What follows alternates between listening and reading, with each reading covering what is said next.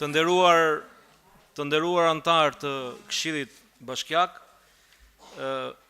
pas verifikimit të korumit nga Sekretaria e Këshillit, hapim mbledhjen e radhës së Këshillit Bashkiak në 22 prill, ora 16:30. Kjo është një mbledhje, siç është bërë e mundur dhe e njoftuar për gjithë, jashtë radhe, për shkak të një situate që ka ndodhur në kryeqytet, në qytetin tonë.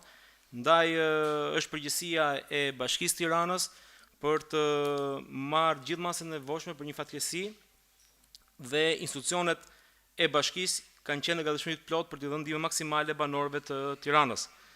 Këto prevendim janë për të lësuar barrën e krijuar nga dëmet e pariparueshme në godinën e banorëve. Fatmirësisht, nuk u kthye në një tragjedi, falëndëryres së menjëhershme të forcave të emergjencës, veçanërisht forcave të zjarrfiksëve të Tiranës, të cilat reaguan në mënyrë profesionale dhe me shpejtësi. Dua t'i falenderojmë për angazhimin dhe profesionalizmin e treguar, si dhe për sigurinë që u garantuan qytetarëve në menaxhimin e kësaj situate. Ndaj, kalojmë me votimin e rendit të ditës, i cili ka të bëjë me dy pika kryesore. Pika parë e rendit të ditës, pasi të kalojmë rendit të ditës. Jo, ti do prezantosh rendin e ditës si procedurë, që do të lexosh çfarë janë, pastaj ta kalosh, do na japësh fjalën për procedurë, pastaj kalon për votim. Të kalojmë rendin e ditës, siç kemi vepruar në çdo seancë dhe pastaj marrim fjalën për procedurë. Pika parë e rendit të ditës ka të bëjë me provendim për dhënien e ndihmës së menjëhershme në funksion të sigurimit të strehimit të përkohshëm për individët, familjet, pasuritë e të cilave janë dëmtuar si pasojë e rënjës së zjarrit të datës 14/4/2026 në godinën Arlis Ndërtim në rrugën e Dibrës. Pika 2 e rendit ditës ka të bëjë me projektvendim për dhënien e pëlqimit sipas kërkesës së Ministrisë së Infrastrukturës dhe Energjisë për projektvendimin e Këshillit të Ministrave për përcaktimin e procedurave të dokumentacionit dhe të masës së kompensimit për shoqëritë e linjave transportit qytetas, rreth qytetëse dhe ndër qytetëse, pjesë e paketës antikrizë. Të kalojmë në votim rendin e ditës dhe pastaj të vazhdojmë me procedurë. Kush është kundër? Për procedurë, do na japësh Kush është abstenim? Për procedurë. Vjen shumë keq që të paktën s'është bërë tradit këtu, që të paktën lexoje që është bërë të një kërkesë për të ndryshuar rendin e ditës. Se dakord ka ardhur rendi i ditës, por ka dhe një kërkesë që është çuar në kohë për ta ndryshuar këtë rend dite dhe për të shtuar një pikë. Dhe nuk është në një pikë të tmerrshme aty, është për të folur për çfarë ka ndodhur. Se historia nuk fillon nga fundi. Ka një pikë fillese dhe ne nuk mund të sillemi këtu sikur jemi një fondacion bamirësie. Se keni kthyer Bashkinë e Tiranës, Këshillin Bashkiak Tiranës, sikur është fondacion bamirësie që ne mblidhemi këtu, ngrim kartonin që të miratojmë ca fonde dhe nuk bëjmë dot pyetje, ore çfarë ka ndodhur, për çfarë po japim këto parat. Se nuk fillon historia që këto njerëzit janë dëmtuar, fillon historia që këtu ka rënë një zjarr.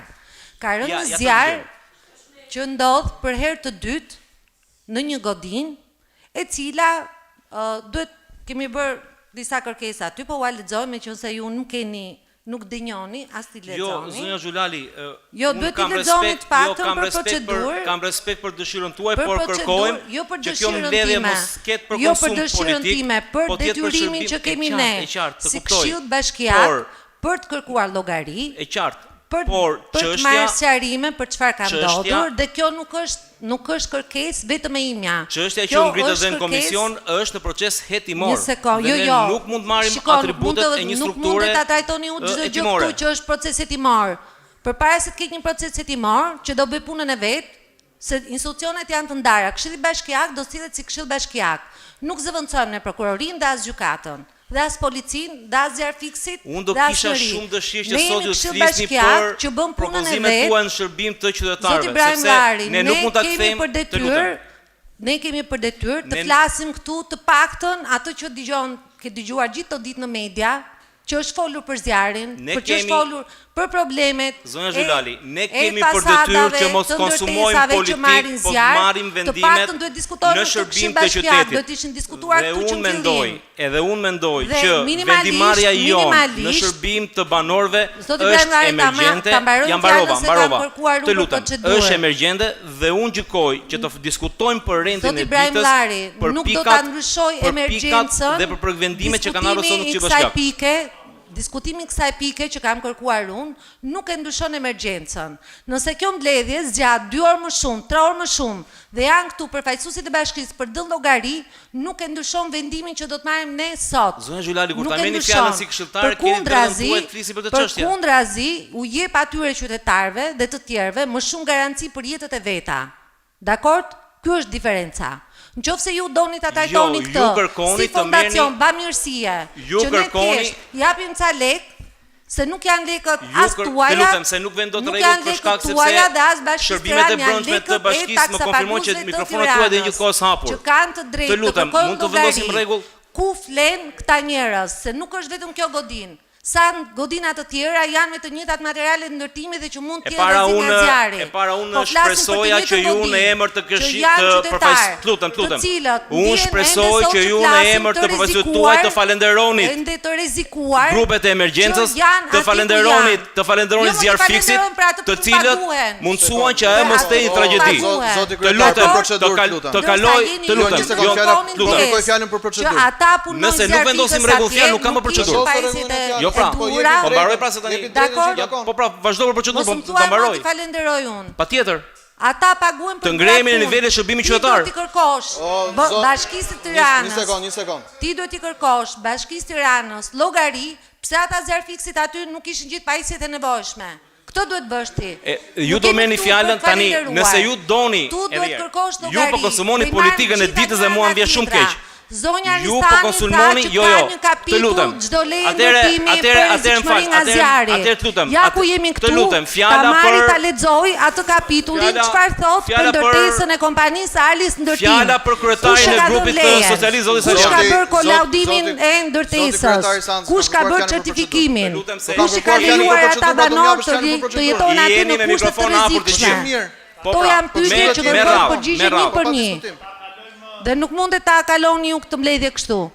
Kaloje Ata banorë që janë atje, që që nuk e dim për sa kohë do Kalori jenë ditës. atje.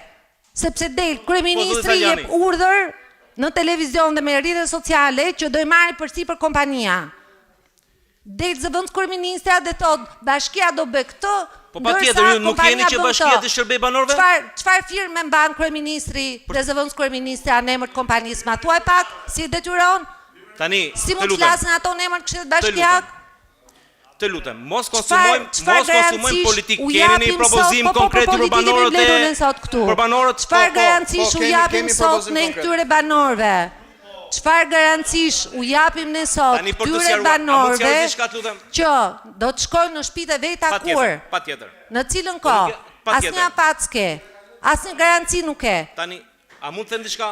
Tani të Dhe këtu lutem. duhet ndarë përgjegjësi. Çfarë përgjegjësi Nëse ka doni- kompania për të marrë përsipër dëmet? Dhe nuk mundet që çdo gjë që ndodh Nëse këtu. doni që të vazhdojmë nuk mban normalisht përgjegjës me seancën askë, e Këshillit thjesht Bashkiak, kemi parat këtu në këtë formë. Nëse doni që të vazhdojmë normalisht.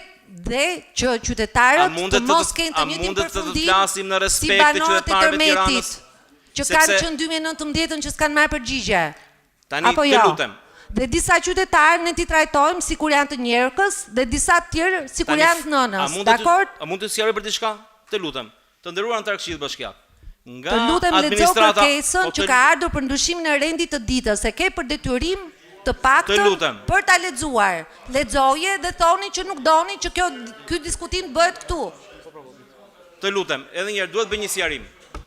Për shkak dhe të komunikimit që kam pas me administratën e Bashkisë që mbledh me shërbimin e brendshëm, mikrofonat e opozitës do jenë gjithmonë të hapur. Ndaj, është një çështje logjistike e brendshme. Në shenjë respekti të komunikimit publik dhe të dëgjesës që duhet bëjmë raporte me qytetarët, të lutem të kemi respekt për njëri tjetrin. Kur komunikojmë, fakti që ju dhash fjalën për procedurë nuk do të thotë që të kaloni në 7 çështje që nuk kanë lidhje me rendin e ditës. çështjet Është i diskutojmë të lutem. zyrtare për rendin e Sepse ditës, është a mund ta lexosh? është konsum i politikës së Zoti ditës Ibrahim dhe jo Lari shërbimit e e ke për qytetarët. detyrë. Të lutem, Po zoti lëre se Saljani. këto janë fjali boshe, lexoje se ke për detyrë që ta lexosh kërkesën që ka ardhur nga nesi opozit për të përfshirë në rendin e ditës çështjet si më poshtë. Tani, Pik, kaq që thjesht është. qenë se mbledhja mori një drejtim jashtë procedure, unë besoj që në qoftë se ne nuk arrim dot të dëgjojmë njëri tjetrin, atëherë praktika e Këshillit Bashkiak si dhe emergjenca na detyrojnë që ne ta hedhim projekt akt në votë dhe ta votojmë sa më shpejt. Ty lutem tani. Dhe unë kërkoj mirëkuptimin tuaj, zotin Zhulali dhe të gjithë anëtarëve të opozitës, këtë diskutim që ju e bë tani rendin e ditës, morë të kohë, jashtë procedure, mund ta bëni kur diskutohet akti. Edhe mund t'i thoni ato problematika. Në qoftë se ju dhe anëtarët e tjerë doni që ta ktheni këtë vendimarrje sot emergjente të Këshillit Bashkiak nga një mbledhje e cila është i detyrim jon ligjor dhe moral që të përsa i përket pallatit si dhe subvencionimit të karburantit, që ne ta kalojmë sa më shpejt. Nëse ju doni ta ktheni politikën, ne këtu jemi për politikë. Ne jemi të miratojmë këtë aktin të marrë këto dy projekte janë të dyja të cilat sjellin pasojat të drejt për drejt jetën e qytetarëve. Dhe unë kërkoj mirëkuptimin tuaj që ju shumë mirë, opozitës mikrofoni top, tani kuptuat që tek mazhoranta nuk punon mikrofoni. Administrata është shumë patjetër.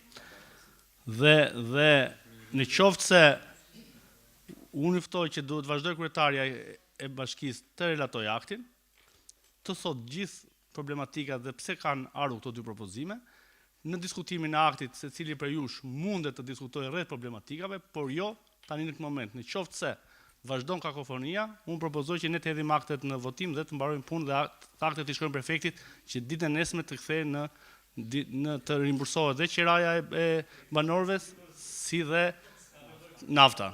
Faleminderit. Atëherë fjala është për kryetarin e bashkisë së tyre zonës Ristani. Për procedurë. Ne sqaruam procedurën. Dua ta kuptoj. Zoti Saljani, të lutem më shpjego, çfarë problemi ka për procedurë kur bëhet një kërkesë zyrtare për t'u lexuar që ka ardhur kjo kërkesë? Cili është problemi? A mund më shpjegosh pak? Edhe një herë, ju e lexuat. Jo, nuk e lexova. Nuk e lexova. Atë që ju e Jo, keni. ti duhet ta kesh lexuar në email. Kjo është për komunikim publik, nuk e di publiku se çfarë kemi kërkuar. Kjo është një kërkesë që thjesht duhet lexuar se ka për detyrë që ka ardhur dhe ky propozim tjetër. Siç kërkuat një mbledhje jashtrave, edhe lexuat çfarë projekt vendimesh kemi sot, ka dhe një propozim tjetër për çfarë ka për të diskutuar. Cili është problemi pse nuk lexohet ky propozim? Mund ta kuptoj? Fjalën rreth 5 minuta që mund ta kishte lexuar 2 herë atë. Ju nuk doni të lexoni atë, ju ngritët arsye. Pse nuk e lexon kryetari? Se është jashtë një ditë sot jemi mbledhur për këto dy akte. Mund ta lexoj. Nëse ju, Po pra, unë kam bërë një kërkesë tjetër.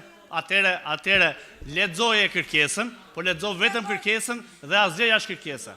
Dhe jo ku çfarë vepron Bashkia e Tiranës, jo zjarr fiksit kanë pas detyrë etj. Qofse ju bëni komente jashtë kërkesës, zoti drejtuesi i seancës, të lexoj kërkesën. Ne do vazhdosh hedhjen votim. Të lexoj kërkesën. Lexoj kërkesën. Po, dakor. Kaq.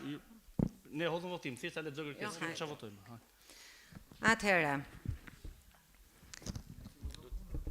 Në Këshillin Bashkiak kam paraqitur kërkesën që sot kemi si pikë shtesë në rendin e ditës, llogaridhënie mbi masat e sigurisë dhe përballimin e emergjencës. Dhe për këtë çështje i kam shtruar dhe për çdo aktor specifik dhe kërkesat për çfarë sugjerojmë ne për të diskutuar në lidhje me Bashkinë e Tiranës, e cila ka lëshuar lejet dhe ka kryer ose duhet të ketë kryer inspektime. Kam kërkuar dokumentacionin e plot të lejes së ndërtimit, të kolaudimit dhe certifikatës së përdorimit për godinën e djegur, dhe këto nuk i ka prokuroria, po i ka Bashkia e Tiranës. Numrin e inspektimeve të rrezikut nga zjarri të kryera në këtë godinë gjatë 5 viteve të fundit, veçanërisht kur kjo godinë është prekur nga zjarri edhe më parë në vitin 2021. Arsyeja pse Bashkia e Tiranës nuk mori asnjë masë në kohë për shtrëhimin e banorëve dhe nuk ka një protokoll për reagim menjëhershëm ndaj fatkeqësive. Emrat e personave përgjegjës për lëshimin e lejes dhe kolaudimin dhe çfarë masash janë marrë ose do të merren ndaj tyre. Arsyeja pse Bashkia e Tiranës ende nuk ka një listë familjeve që u janë bërë shtëpi që nuk na erdhi në bashkë me projekt vendimet. Në lidhje me kompaninë Arlis Ndërtim, kam kërkuar sqarim nëse materialet e fasadës kanë qenë rezistente ndaj zjarrit dhe nëse janë verifikuar nga supervizori i licencuar. Pse në të njëjtin kompleks pati zjarr fasade edhe në vitin 2021 dhe nuk u mor asnjë masë parandaluese pas atij incidenti? Çfarë penalitetesh janë aplikuar në rastin e parë dhe a do të aplikohen penalitete kësaj here ndaj kompanisë? Meqense kemi të njëjtin problem.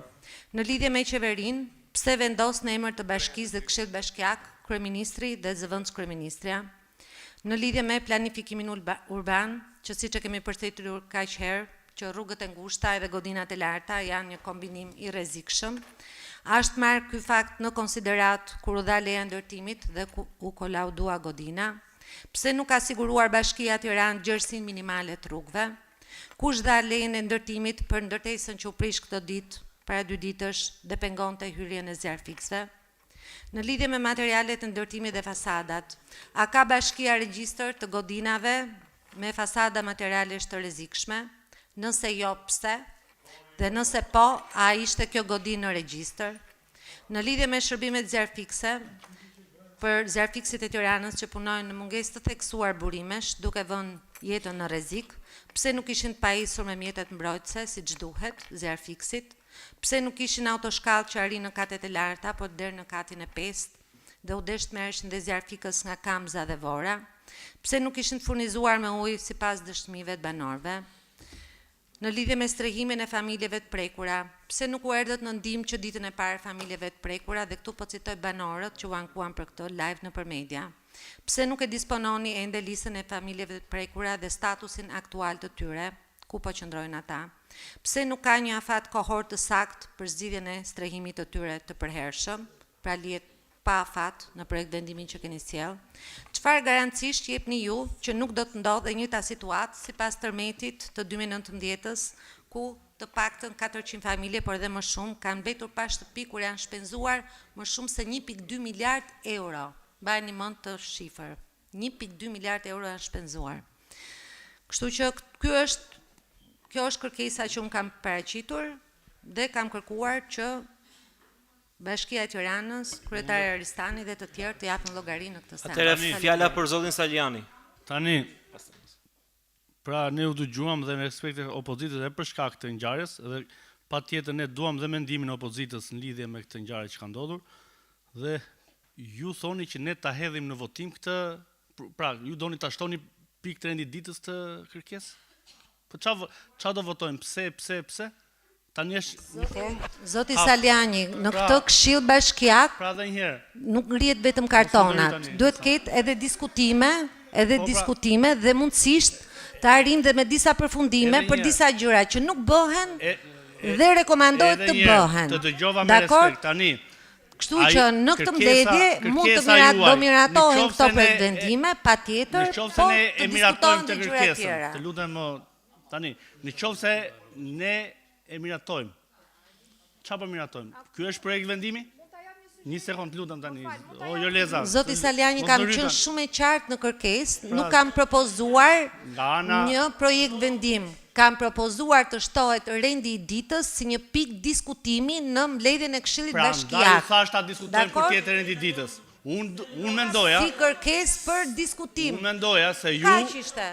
Edhe një herë, atëre unë mendoja se ju për të 2 pikat e rendit ditës kishit mendoni që asaj 40.000 lekë të reja Qiran ne t'i shtonim ose t'i hiqmim Qiran dhe ju të shtonin të kishit ndonjë mendim se alternativ shtohemi apo jo, ju s'folët fare për projektin, ju s'folët fare për ata banorë se çfarë ne sot do propozojmë. Pra unë prisja që ju të thoshit që shikoj nuk jam dakord me 400.000 lekë, duam 500.000 lekë se nuk u del.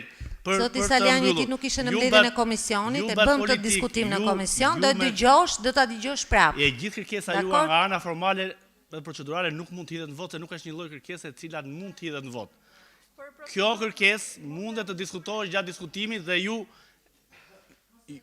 e diskutuat të jashtë rendit ditës, por gjatë diskutimit unë nuk e di se çfarë do thoni me për aktin, se ju i thatë, pra kërkesa që keni bërë ju ishte diskutimi në lidhje me ngjarjen. nuk ka shakt. Dhe ky lloj akt nuk mund të ndryshojë rendin e ditës, se rendi i ditës 2 pika ka.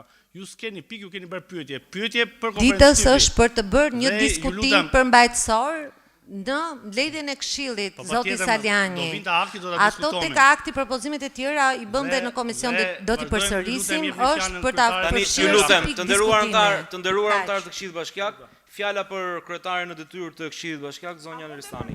Pastaj mbas kryetares, edhe Fabiani. Bën sens mbas. Të lutem, Elisa. Ishte zonja Zhulal, po Po flet kryetari. s'është normale. Fjala për kryetarin në detyrë. Po mbasi këtë punë kryetare s'bën sens se çfarë do të them. S'është pastaj. Vazhdoni, ju lutem. Do kesh kohën tënde diskutimeve. Fjala për kryetarin në detyrë.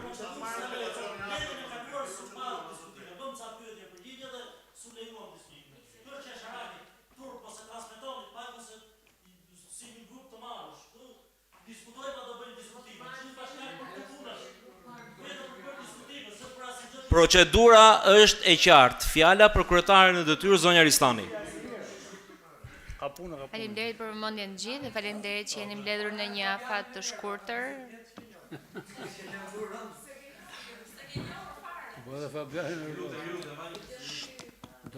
Kur t'jeni gati.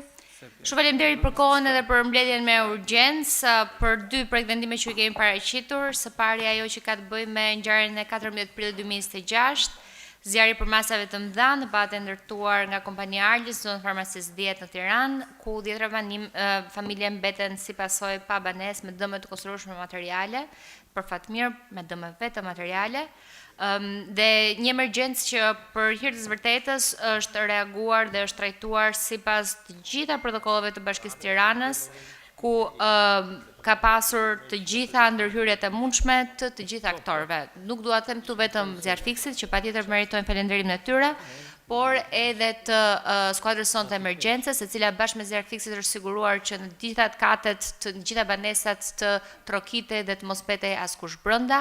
Në ato dy episode që ka pasur të personave që janë tërhequr me vonesë, ka qenë sepse kanë refuzuar të evakuojnë dhe më pas është ndashur të ndërhyet, nuk kanë dashur të lënë banesat e tyre për shkak që patjetër personale të merakut të çdo gjë tjetër. Megjithatë në këto raste jeta është ajo më e rëndësishmja dhe kjo ka arritur me sukses.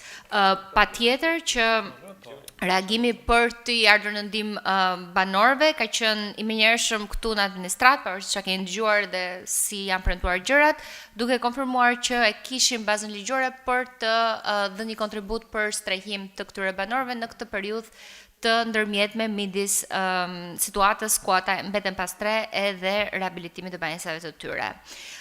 Së dyti është situata energjetike globale me rritjen e çmimeve të karburantit që ka ndikuar shumë thellë në qëndrueshmërinë e operimit të operatorëve të transportit publik. Duhet të theksojmë dhe për informacionin tuaj për ata që nuk e kanë, bashkia operon me transportin publik nëpërmjet kontratave të tretëve, pra nuk ka flotën e saj, nuk ka një kompani të saj, dhe përpasoj është thjesht një klient me shitje me shumicë ndaj të tretëve, ndaj këtyre kontratave që janë tashmë aktive, ku rregulli është që çmimi i tyre nuk ndryshon, ndërkohë që pra të ardhurat janë fikse, ndërkohë që të gjitha shpenzimet operative dhe mbi të gjitha me rastin e krizës energjetike që po kalojmë, shpenzimi i karburantit dhe në produkteve të tij, sa i përket edhe pjesëve të këmbimit dhe elementet të tjera, janë rritur në përmase të mëdha që paraqet njëjtin kontekst siç është diskutuar në këtë këshill të nderuar përpara disa vitesh me krizën energjetike që ndodhi si pasojë e luftës në Ukrainë. Vendimi i parë pra është për dhënien e ndihmës së menjëhershme të funksionit të sigurimit të strehimit përkohshëm për individët, familjet, pasuritë të cilëve janë dëmtuar si pasojë e rënies së zjarrit nga 14/4/2026. Ky projekt vendim synon të sigurojë ndihmë financiare të menjëhershme për të gjithë individët dhe familjet që mbeten pas strehim si pasojë e zjarrit në pallat ndërtuar nga shoqëria Arlis në rrugën e Dibrës. Për fat të mirë nuk pati humbje jete siç e thash, por zjarri ka shkaktuar dëme të mëdha tek strukturat e banimit dhe e ka bërë të papërdorshme atë pjesë të strukturës. Çfarë ka krijuar një nevojë urgjente për strehim për familjet e prekura. Bëhet fjalë për familjet të lëna pas strehim dhe në kushte emergjente. Ndërhyrja jon për dhënien e ndihmës së menjëhershme financiare, jo vetëm është e bazuar në ligj, por edhe domosdoshmëri për garantimin e mbrojtjes së jetës, shëndetit dhe dinjitetit të qytetarëve të prekur. Situata e krijuar si pasojë ngjarjes, përbënie emergjencë që kërkon reagim të shpejtë e proporcional në përputhje me kompetencat dhe detyrimet ligjore të administratës dhe të këtij institucioni. Masa e propozuar e ndihmës do të bazohet në vlerat maksimale të subvencionit për zonën B të territorit të Tiranës, që është 40.000 lekë në muaj për secilën familje në nevojë, në referim të vendimit numër 3, datë 22/2026 të Këshillit Bashkiak për miratimin e vlerës maksimale të subvencionit të qeras për 3 zonat e Bashkisë Tiranë, për individët familje që nuk mund të përballojnë pagesën e qeras në tregu të lirë. Për vendimi që propozojmë është i bazuar dhe proporcional me kërkesën për zbutjen e pasojave të emergjencës dhe garanton se Bashkia e Tiranës me përgjegjësinë e saj për mbështetje sociale të atyre qytetarëve që preken direkt nga kjo ngjarje. Projekt vendimi i dytë për dhënien e pëlqimit sipas kërkesës së Ministrisë së Infrastrukturës dhe Energjisë për projekt vendimin e Këshillit të Ministrave për përcaktimin e procedurave të dokumentacionit dhe të masës së kompensimit për shoqëritë e linjave të transportit qytetës, rreth qytetës dhe ndër qytetës, pjesë e paketës antikrizë. Ky projekt vendim ka për objekt të shpreh pëlqimin, pëlqimin e Bashkisë Tiranë për propozimin e draftit të qeverisë shqiptare, ku synohet kompensimi i shoqërive të transportit për kostot e karburantit si një paket antikrizë. Çmimet e nonprodukteve të naftës dhe të gazit kanë shënuar tjetër rritje rekord si pasojë e krizës, dhe këto tregojnë qartë që në presionin e situatës jemi në një rritje të ndjeshme të çmimeve dhe të kostos së operimit.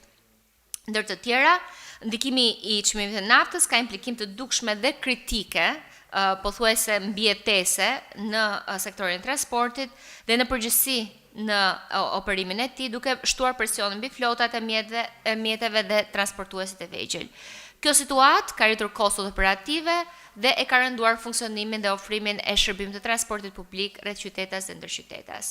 Projekt vendimi propozuar nga Këshilli i Ministrave parashikon kompensimin prej 50 lekësh për litër karburanti në këtë shoqëri për 3 muajt, mars, prill dhe maj 2026, me një kufi të konsumit të karburantit bazuar në të njëjtën periudhë të vitit të kaluar sipas deklarimeve të këtyre kompanive.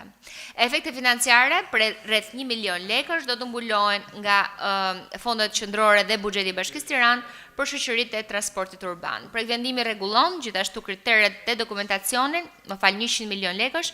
Projekt vendimi rregullon kriteret dhe dokumentacionin që duhet paraqitur nga subjektet për përfitim. Dhënia e pëlqimit për këtë nisëm është e rëndësishme për të siguruar që shërbimet e transportit publik të mbështeten dhe të mos ndikojnë negativisht nga faktorë të jashtëm ekonomik. Duke falenduar për vëmendjen e angazhimit tuaj si dhe diskutimet që keni pasur në lidhje me këto vendime dhe përmirësimet që i keni bërë gjatë komisioneve, presim dhe mirëpresim komentet dhe më pas aprovimin e këtyre akteve. Faleminderit. Faleminderit e nderuar zonja Ristani, dhe ju falenderojmë edhe për këtë dëshmërinë e treguar në atë situatë emergjente ku ishte rënd për qytetin dhe për ato banorët. Tani rradha është tek komisionet për diskutuar mbi projekt vendimet. Pra Komisioni Çështjeve Ligjore dhe i Drejtësisë Sociale. Zonja Doracaj? Përshëndetje, faleminderit. Nderuar kolegë. Sot kishim mbledhjen e Komisionit të Çështjeve Ligjore dhe Drejtësisë Sociale për diskutuar të dy projekt vendimet e paraqitura. Kishim forumin e nevojshëm dhe patëm dhe 2 antarë që nuk janë antarë të komisionit. Në lidhje me projekt vendimin për dhënien e ndihmës së menjëhershme në funksion të sigurimit të strehimit të përkohshëm për individ, familje, pasuritë të cilëve janë dëmtuar si pasojë e rënjes zjarrit të datës 14 prill 2026 në godinës Arles Ndërtim në rrugën e Dibrës.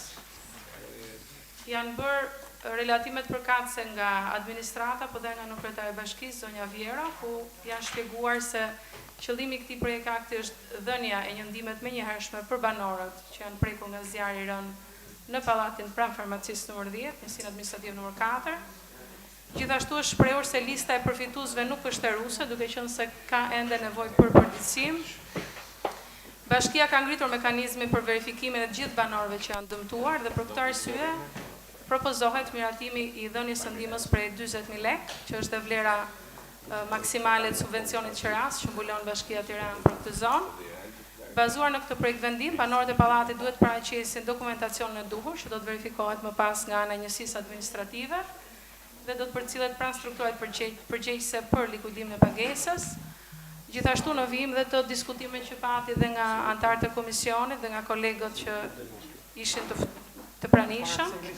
Zoti Dango, që është drejtori i përgjithshëm i mbrojtjes civile dhe shërbimeve ndaj qytetarit, ka sqaruar se lista e vendosur në dispozicion të komisionit, që është lista e momentalisht të 37 familjeve, është hartuar menjëherë pas rënies së zjarrit, kur dhe janë marrë informacionet paraprake për sa i përket ndihmës financiare të menjëhershme, ashtu dhe për praktikë në dëmshpërblimet në mobilje apo orendi sipas parashikimeve të vendimit të Këshillit të Ministrave, e cila do të na vijë në fazë të mëvonshme pasi të jenë bërë dhe verifikime nga institucionet përkatëse. Në fakt, projekt vendimi ka dy ndryshime të propozuara nga anëtarët komisionit, e cila ka të bëjë njëra lidhje me masën e ndihmës financiare dhe afatin, pra të jepet jo deri në sistemimin përfundimtar banesën rikonstruktuar, por është propozuar që të lihet me një afat 6 mujor me të drejtë ripërtëritje në funksion të asaj, pra se si do jetë ecuria e punimeve. Dhe pika tjetër ka të bëjë me dokumentin e lëshuar nga Agjencia Shtetërore e Kadastrës bashkë me aneksin numër 1, i cili hiqet nga pika numër 3 e projekt vendimit. Është miratuar me 6 vota pro, 1 kundër, 1 abstenim. Kemi vijuar më tej me projekt vendimin tjetër.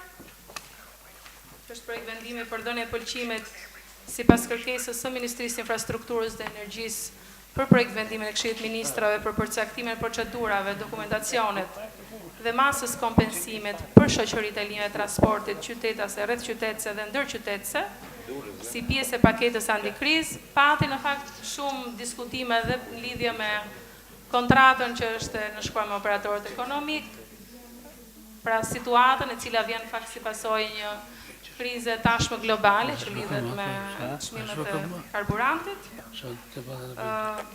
Dhe është miratuar me forumin e nevojshëm. Faleminderit zonja Doracaj. Për Komisionin e Financës dhe Buxhetit, zonja Bravo.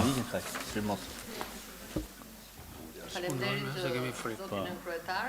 Komisioni i Financës dhe Ekonomisë u mblodh sot me datën 22 prill për të shqyrtuar 2 projekt vendimet që kanë ardhur për mbledhjen e ditës sotme. Projekt vendimin e parë për dhënien e ndihmës së menjëhershme në funksion të sigurimit të strehimit të përkohshëm për individët, familjet, pasuritë të cilave janë dëmtuar si pasojë e zjarrit të rënë me datën 14 prill 2026 në kodinën Arlis Ndërtimi në rrugën e Dibrës.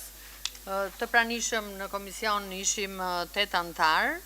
Patëm një prezantim për këtë projekt vendim nga nënkryetaria e Bashkisë Tiranës, zonja Vjero, i cila bëri sqarimet përkatëse për trajtimin me ndihmë financiare me një vlerë për 40.000 lekë në muaj për familjet të cilët janë dëmtuar shtëpia si rezultati i rënies të zjarrit. Dhe njëkohësisht patëm diskutime në lidhje me afatin, pasi në komisionin e ligjeve ishte diskutuar dhe kishte pasur një ndryshim për sa i përket afatit me një afat 6 mujor dhe pastaj me afat përsëritje, ndërsa Komisioni i Financës e miratoi me një afat deri në sistemimin përfundimtar të banesat të cilët do të rikonstruktohen nga vetë firma, dhe njëkohësisht ishim dakord edhe për sa i përket ndryshimit që bëri Komisioni i ligjeve për pikën 3 për të projekt vendimit për heqjen e vërtetimit të marrë nga Agjencia Shtetërore e Kadastrës. Pra ky projekt vendimi u miratua me 8 vota të anëtarëve të pranishëm në këtë komision për të kaluar në pikën e 2 të rendit të ditës. U bë përsëri prezantimi për pikën e 2 nga nënkryetaria e Bashkisë zonja Vjero dhe nga ana jon u bën disa diskutime dhe sigurisht edhe sqarimet përkatëse që subvencioni që do të bëhet për 3 muaj, për muajin mars, prill dhe maj, për llogaritjen se sa do të jetë fondi i cili do të subvencionohet për të gjithë operatorët që shërbejnë qytetin e Tiranës për transport, do të merren kilometra të cilat janë harxhuar në të njëjtën periudhë të vitit 2025 dhe fondi që do të financohet nga Bashkia e Tiranës për këto operator do të jetë në vlerën e 163 milionëve lekë dhe njëkohësisht mbas përfundimit dhe mbas miratimit të këtij projektvendimi, i cili do të çohet në qeveri për miratim, do të bëhen edhe ndryshimet në buxhetin e vitit 2026 dhe përsëri do të bëhen këto ndryshime në Komisionin e Financës dhe mëtej në mbledhjen e Këshillit Bashkiak. Edhe kjo pikë e rendit të ditës u miratua me 8 vota pro të anëtarëve të cilët ishin të pranishëm në mbledhje. Ju falemnderit. Faleminderit zonja Brau. Tani është fjala për këshilltarët për drejtuar pyetje profesorëve të bashkisë. Po. Shumë faleminderit për të drejtën e fjalës, për gëzimin për organizimin e kësaj mbledhje urgjente që mendoj që është një temë shumë e rëndësishme që duhet ta diskutojmë Këshillin Bashkiak. Mendoj që përsa foli kolegja në fillim të mbledhjes, është shumë e kollajt që institucionet të kthej përgjigje me email për të gjitha pikat dhe të kemi dhe në tjerë gjithë informacionin e nevojshëm. Dhe do doja të dija që në rastin e mënyrës se si funksionon sot Bashkia e Tiranë, cili është roli i Këshillit Bashkiak. Domethënë, me çfarë lloj plani urbanistik jemi duke funksionuar. Unë kam përfunduar universitetin pothuajse para 15 vjetësh dhe ka qenë shumë e qartë se si bëhen fasadat, çfarë lloj materialesh përdoren, rikonstruksionin e objekteve të kohës së komunizmit, njësoj siç e kemi ne, e ka pas Beogradi gati 40 vjet në vazhdimsi. Dhe kanë marrë flak dhe atje, dhe kanë vendosur rregullore që nuk lejohen materiale të caktuara, nuk lejohet që fasadat jetë e lidhur kat më kat. Në secilin kat ka një brezë që në rastin digjet kati i parë, nuk digjet kati i dytë. Dhe siç e pam në fotografi atje është djeg e gjithë fasada. Dhe në Shqipëri legjislacioni ekziston për llojin e materialeve, mënyrën se si bëhet montimi dhe gjithë aspektin teknik. Shqetësimi që kam unë këtu tani është që mirë një pjesë e godinës është djegur, po ndërkohë dhe vazhdimësia e godinës ku ka banor ndërkohë që flasim është e bërë në të njëjtën lloj forme. Çfarë na garanton ne që nesër nuk digjet pjesa tjetër që ka ngelur e godinës? Sugjerimi që do kisha unë është njësoj që kemi pasur për pjesën e task forces që u ngrit pas tërbetit, Bashkia të marrë masat dhe të ngrejë një task force të ngjashme dhe të shikojë të gjitha lejet e ndërtimit që janë dhënë dhe përdorin materiale të ngjashme dhe duke shkuar dhe duke bërë inspektimin eksaktësisht, duke hapur fasadat, duke parë realisht çfarë kanë sjell tek kolaudimi i objektit dhe çfarë rezulton realisht nëpër kantiere. Dhe kemi materialet e ndërtimit, a janë hyrjet për zjarr fiksit, dhe kjo është një temë tjetër që prap në mendimin tim më duket se i takon prap Këshillit Bashkiak. Si respekton distancat në qytetin e Tiranës sot? Qofse ne nuk kemi për bazë një plan të mirëfillt urbanistik. Kemi parë banorë që dalin, protestojnë dhe shikojmë se si nëpër dritare është duke ardhur ndërtesa tjetër. Kalojnë me copa druri nga një copë prone te prona tjetër. Dhe thuhet që po jo se nuk është leje e Bashkisë Tiranës, kështu është sepse ky është një projekt fantastik. Dhe pjesa tjetër, për sa i përket detyrës tonë këtu në Këshillin Bashkiak, këto lloj lëvizje të kompetencave dhe me institucione që janë me vetë Të lutem sa më shkurt. Janë më shkurt s'ka. Të lutem. Dhe si bëhet baraspesha, domethënë kush kërkon llogari? Okej, në rregull, në rastin e Këshillit Bashkiak janë të zgjedhur njerëzit, kanë një lloj peshe, si më thën, ndaj komunitetit. Në rastin e institucioneve me vetë financim, kujt i japin llogari dhe po bëhet diskutimi për reformën territoriale në vendin tonë. Sa antarë të Këshillit Bashkiak janë thërritur që t'japin mendime? Të lutem mos dalim jashtë sepse në qoftë se zjarfiksia s'kishte nga kalonte, është dhënë një leje. Dhe pse nuk ka rrugë ku kaloj zjarfiksja, ndërkohë që ke Tani unë e thash në fillim të fjalës time, çështja është në hetim. Do presim procedurat hetimore dhe pastaj do të merren fjala për zotin Pano. Po, faleminderit. Në fakt zonja Koka, keni shumë drejtë që ne presim edhe përgjigje institucionale për pyetjet që ne kemi bërë, por duhet ta shikojmë të vërtetën në sy.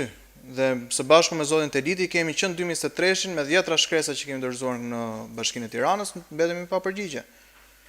Pra, I vetmi vend që na ka mbetur neve për të marrë përgjigje për pyetjet që kemi është në sallën e Këshillit Bashkiak dhe këtu sërish na ndërpritet fjala. Ne do të miratojmë sot listën e familjeve përfituese për sa i përket bonusit qiraz dhe nuk kemi listë. Një sekond. Ta vash fjalën, jemi në fazën e pyetjeve që kemi. Të lutem, kur dalim në diskutimet, të lutem. Zonja kryetare e komanduar, kemi një listë banorëve të prekur?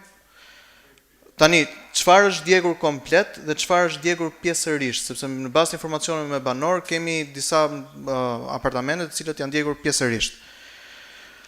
A i kemi certifikimet e materialeve të përdorura, pra tek dokumentacioni I lejes kur është dhënë leja e ndërtimit, është certifikimi I materialeve të përdorura dhe a kanë qenë rezistente ndaj zjarrit? A janë verifikuar këto materiale nga një supervizor I licencuar? Pse pas zjarrit të 2021 në po të njëjtin kompleks nuk u morën masa parandaluese? Cilat penalitete janë aplikuar në rastin e parë dhe çfarë penalitetesh do të aplikohen tani ndaj kompanisë? Gjithashtu si zonja Zhulali jam interesuar di a ka bashkia një regjistër të godinave me fasada të ventiluara apo fasada të cilat mund të konsiderohen të rrezikshme, sepse ashtu siç ishte rasti tek ky pallat mund të kemi raste të tjera dhe nuk e di nëse do të vazhdojmë dhe me diskutime tani apo më vonë, por do të mbaroj me pyetjet e mia. Pse bashkia nuk ka siguruar gjersinë minimale mes pallateve që zjarrfikset të cilat duhet kalojnë mos të jenë bllokuara. E dëgjuam në rrjetet sociale dhe nëpër media që jo kanë qenë ndërtesa ndërtuara pa leje dhe të gjitha këto gjërat e tjera, por në momentin që jepet leja për një pallat të ri, a duhen siguruar hapësirat e nevojshme që në rast të emergjencë zjarrfiksi të kalojë? Dhe një gjë që e kam kuriozitet personal zonja kryetare, sepse në çdo aktivitet e shikoj që postoni, domethënë çdo aktivitet që bën bashkia, nuk e di a ju ka prekupuar juve se ku kanë fjetur dhe ku e kanë kaluar mbrëmjen banorët, sepse nuk ka asnjë postim dhe nuk ka asnjë evidencë domethënë që ju të keni qenë aty. Evidenca e vetme ka qenë ne prefektit të qarkut Tiranë dhe nuk e kemi parë prekupimin tuaj. Shumë e lumtur që juve ju do ngushëllonte prania ime në pranimin qytetarëve dhe nëse juve nuk pëlqen të shisni fatkeqësinë e njerëzve për konsum politik, unë refuzoj dhe s'ka për ta bërë as edhe një herë. Detyra ime është të ndihmoj qytetarët, I kam ndihmuar, kam qenë aty, jam marrë me këtë punë përpara se ju të dilit me idera edhe me kërkesa edhe me gjitha gjërat e tjera. Por ndryshe nga ju, etika ime personale nuk ma lejon që të nxjerr fatkeqësinë e të tjerëve dhe ta shes për konsum. Ndryshe nga ju kush? Kështu që ndryshe nga të gjithë që e bëjnë. Nga kryeministri? Jo e imja. Nga prefekti jo. As nuk mund njerëz dhe emra, thjesht më irriton shumë që ju e shikoni reagimin tim apo të administratës nga fotografitë e postime. Tani lutem, kjo është sharake. Nëse doni të përgjigjen pyetjeve, mund të vazhdoj të përgjigjem pyetjeve, nëse doni të bëjmë çudalliqesh Facebooku e bëj. Lutem zoti Pano. Është pa kjo etike që të irritoni kaq shpejt nga pyetja e një këshilltari, s'ke pse irritohesh. Zoti Pano, për shkak, lutem. Jo pra, tani se drejton sancën. Për shkak sepse kërkuat fjalën, ju dhash drejtën bëni pyetje. Pyetja I mbaruat dhe do vi momenti të keni edhe përgjigje nga kryetari detyrë e bashkisë. Fjala për zonjën Enriketa. Faleminderit zoti kryetari I mbledhjes. Duke mos ripërsëritur disa nga pyetjet që u bën dhe nga kolegët paraardhës, unë detyrohem të përsëris të paktën një pjesë të pyetjeve të cilat I kam bërë në mbledhjen e Këshillit Bashkiak me rastin e zjarrit të pallatit të 2023-shit në Shërakush. Një pjesë e pyetje u bën, por po bëj të tjerat që mendoj që nuk janë kryer. Dhe për të cilat nga shtatori 23-shit deri sot, që I bi 3 vjet apo 2 vjet e gjysmë nuk ka marrë përgjigje, uroj që sot paktën të marrë një përgjigje, qoftë nga zonja kryetare apo nga administrata e Bashkisë Tiranë. Në radhë parë, a ka një plan emergjencash në rang themi blloqesh banimi Bashkia Tiranë. Së dyti, a ka një plan evakuimi pallatet e reja të cilat janë ndërtuar të paktën në këtë lloj mandati që ne jemi në Këshillin Bashkiak, që nga 2023-shi, a kanë shkallë emergjence shpëtimi, exit? A ka pika në rangun e blloqeve të banimit, lagjeve të banimit, meeting points në rast emergjencash? infrastruktura, për sa i përket infrastruktura mbështetëse e zjarfikësve apo e institucioneve të tjera të emergjencës, të cilët unë i falenderoj për përgjegjësinë e detyrës që ata kanë dhe aksionit të tyre gjatë rastit të zjarrit të fundit e Rruga e Dibrës. Pra, cilat është struktura e emergjencës pasi kam folur me zjarfikës si në 2023, si në këtë rast, të cilët ankohen për mangësi në infrastrukturë logjistikën, pajisjet e tyre.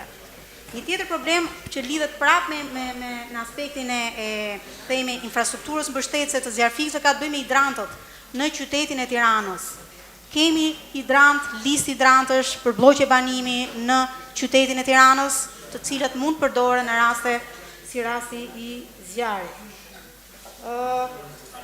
Pak a shumë këto janë për sa i përket pyetjeve të cilat nuk i dëgjova të bëhen apo nuk i lexova në email. Faleminderit. Që kujtoj dhe jeri kam bërë që shtatorë 2023 dhe s'ka marrë përgjigje. Faleminderit.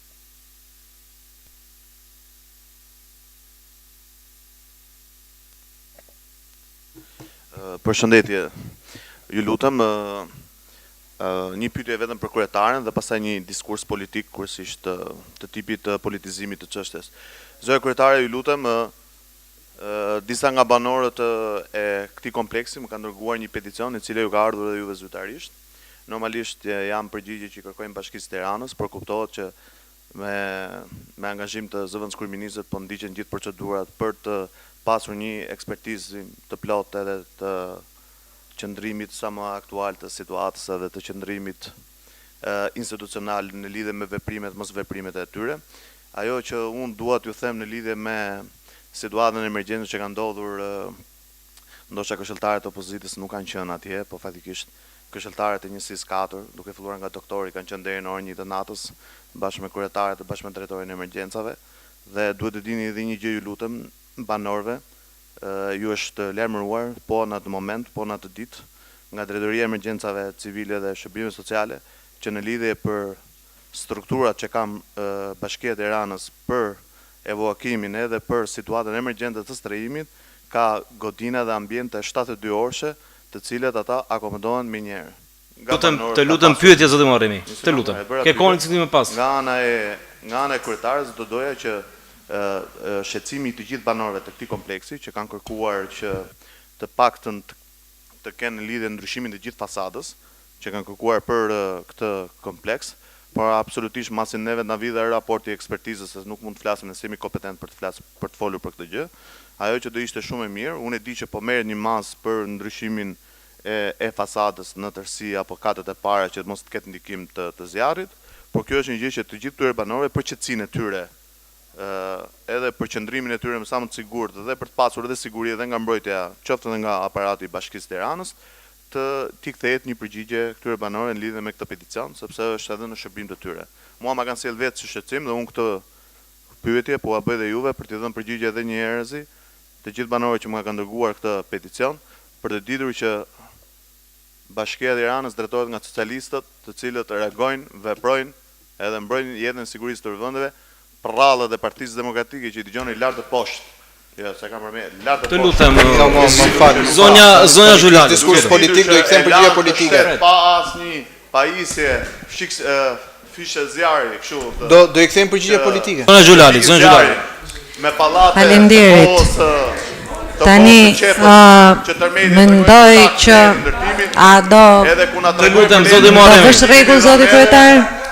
Zonja Zhulali edhe ndërtimin çiftin si keni dhënë ju kompanive që ishin me miliona euro. Zoti Muharremi, mos haro sa vite ke në drejtim Bashkinë Tiranës. Kujdes se do bësh gabime të mëdha politike. Do bësh gabime të mëdha politike pa dashje. Kujdes. Ki kujdes se do bësh gabime politike pa dashje, se ke pas kryeministrin për sa vite kryetar bashki, bashkë me atë që është sot në burg. Megjithatë,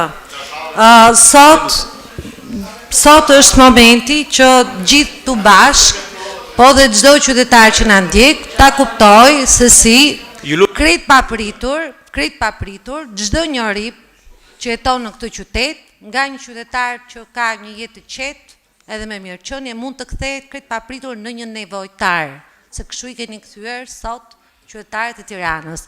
Krejt papritur kthehen në nevojtar, pse për shkak të mungesës së përgjegjësisë dhe përgjegjshmërisë. Prandaj dhe kjo mbledhje sot duhet të ketë në fokus këtë pikë, se në mungesë të mbajtjes së përgjegjësisë dhe në mungesë të përgjegjshmërisë, për ditë çdo njëri nga ne mund të kthehet në nevojtar. Dhe kjo nuk duhet të ndodhë, e para kjo.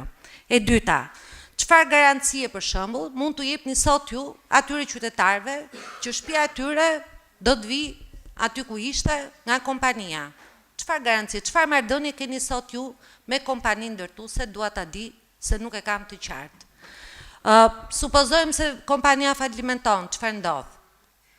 Ai ka vënë ndonjëri prej jush një afat kohor kompanisë që për kaq kohë ata duhet ta kthejnë shtëpinë në gjendjen që ishte, në gjithë fasadën, brenda dhe jashtë. Tjetra, një pyetje shumë e rëndësishme që kam unë, pse ne bëjmë këtë lloj diskriminimi kësaj here, se me gjithë dashamirësinë që kam për të ardhur për të ndihmuar të gjithë njerëzit që përballen me të tilla situata të vështira, pse ne nuk kemi treguar të njëjtën ndjeshmëri për qytetarët tjerë që kanë patur probleme të ngjashme, jo thjesht nga zjarri, pse nuk u kemi dhënë edhe atyre maksimumin e qeras, sepse këtyre banorëve po u japim maksimumin e qeras pavarësisht përbërjes familjare. Po u japim gjithëve në blok, se kanë 1, 2 apo 5 veta apo 10 veta në familje, po u japim vlerën maksimale të asaj zone, që përsëri është poshtë vlerës reale të tregut. Sepse sot qerat e dim gjithë se në çfarë nivelesh kanë arritur gjithë Tiranën. Dhe këtë gjë në fakt nuk e kemi bërë dhe për të tjerët, që janë në kushte shumë të vështira, dhe nuk e kemi bërë se ata janë të varfër. Cila është arsyeja? Duhet ta di pse ky lloj diskriminimi kësaj here. Dhe po tjetë për propozuar, hajde u angrejmë të gjithëve atyre që marrin këtë lloj trajtimi nga Bashkia e Tiranës, të angrejmë vlerën e qerave në nivelet maksimale. Por nuk e shikoj arsyen, nuk e kuptoj arsyen, ma jepni juve, pse duhet ky lloj diskriminimi tani. Dhe përveç të tjerave, pyetjet i lexova dhe më herët, për cilat pres përgjigje, dhe për të përforcuar atë që tha dhe zonja Koka më herët, në fakt të dëna duhet i ketë Bashkia e Tiranës, sepse në seancën e kaluar ne miratuam edhe atë planin për cilin ishin shpenzuar para, ishte marrë dhe ajo kompania që ka bërë një vlerësim tërësor të hollësishëm të rrezikut nga zjarret në Tiranë, kështu që ne duhet ta kemi shumë të kollajt për ta nxjerrë nga ai material dhe nga strategjia e bashkisë sa godina janë në rrezik për shkak të fasadave nga zjarri sot, sa janë rrugët në të cilat nuk kalojnë dot zjarr fikset, dhe duhet ta dim, e mira do ishte të kishte edhe një hartë të rrezikut që ta shikojnë gjithë dhe të marrin masat përkatëse. Ka më pyetje nga ana e këshiltarëve? Po. Atëre fjala për zonjën Ristani. Okej, ndjes nëse humbas diçka, po besoj që do jemi të vëmendshëm që të mos të harrohet dhe të mos të mbulohen të gjitha. Si fillim, dua ta bëj këtë bisedë shumë të hapur dhe shumë të sinqert me juve. Asnjëri këtu nuk është duke thënë që ne jemi duke funksionuar në një sistem të qëruar dhe ku çdo gjë, çdo sistem kontrolli dhe çdo hallk është perfekte. Absolutisht. Dhe një rast si ky është në radhë të parë një rast i mirë për të parë dhe për të ripar rregulla, parime, mënyrat të detyruarit të subjekteve, të qytetarëve, gjithë sjelljes tonë si qytetar, dhe të gjithë sjelljes tonë si aktor dhe si hallka. Dua t'ju jap një shembull që pastaj përgjigjet disa prej pyetjeve tuaja. Po, është e vërtet, Bashkia e Tiranës ka lëshuar lejen për këtë subjekt dhe për shumë subjekte të tjera. Në lëshimin e lejes së Bashkisë së Tiranës ka një sër dokumentacioni i cili duhet përmbushur nga subjekti.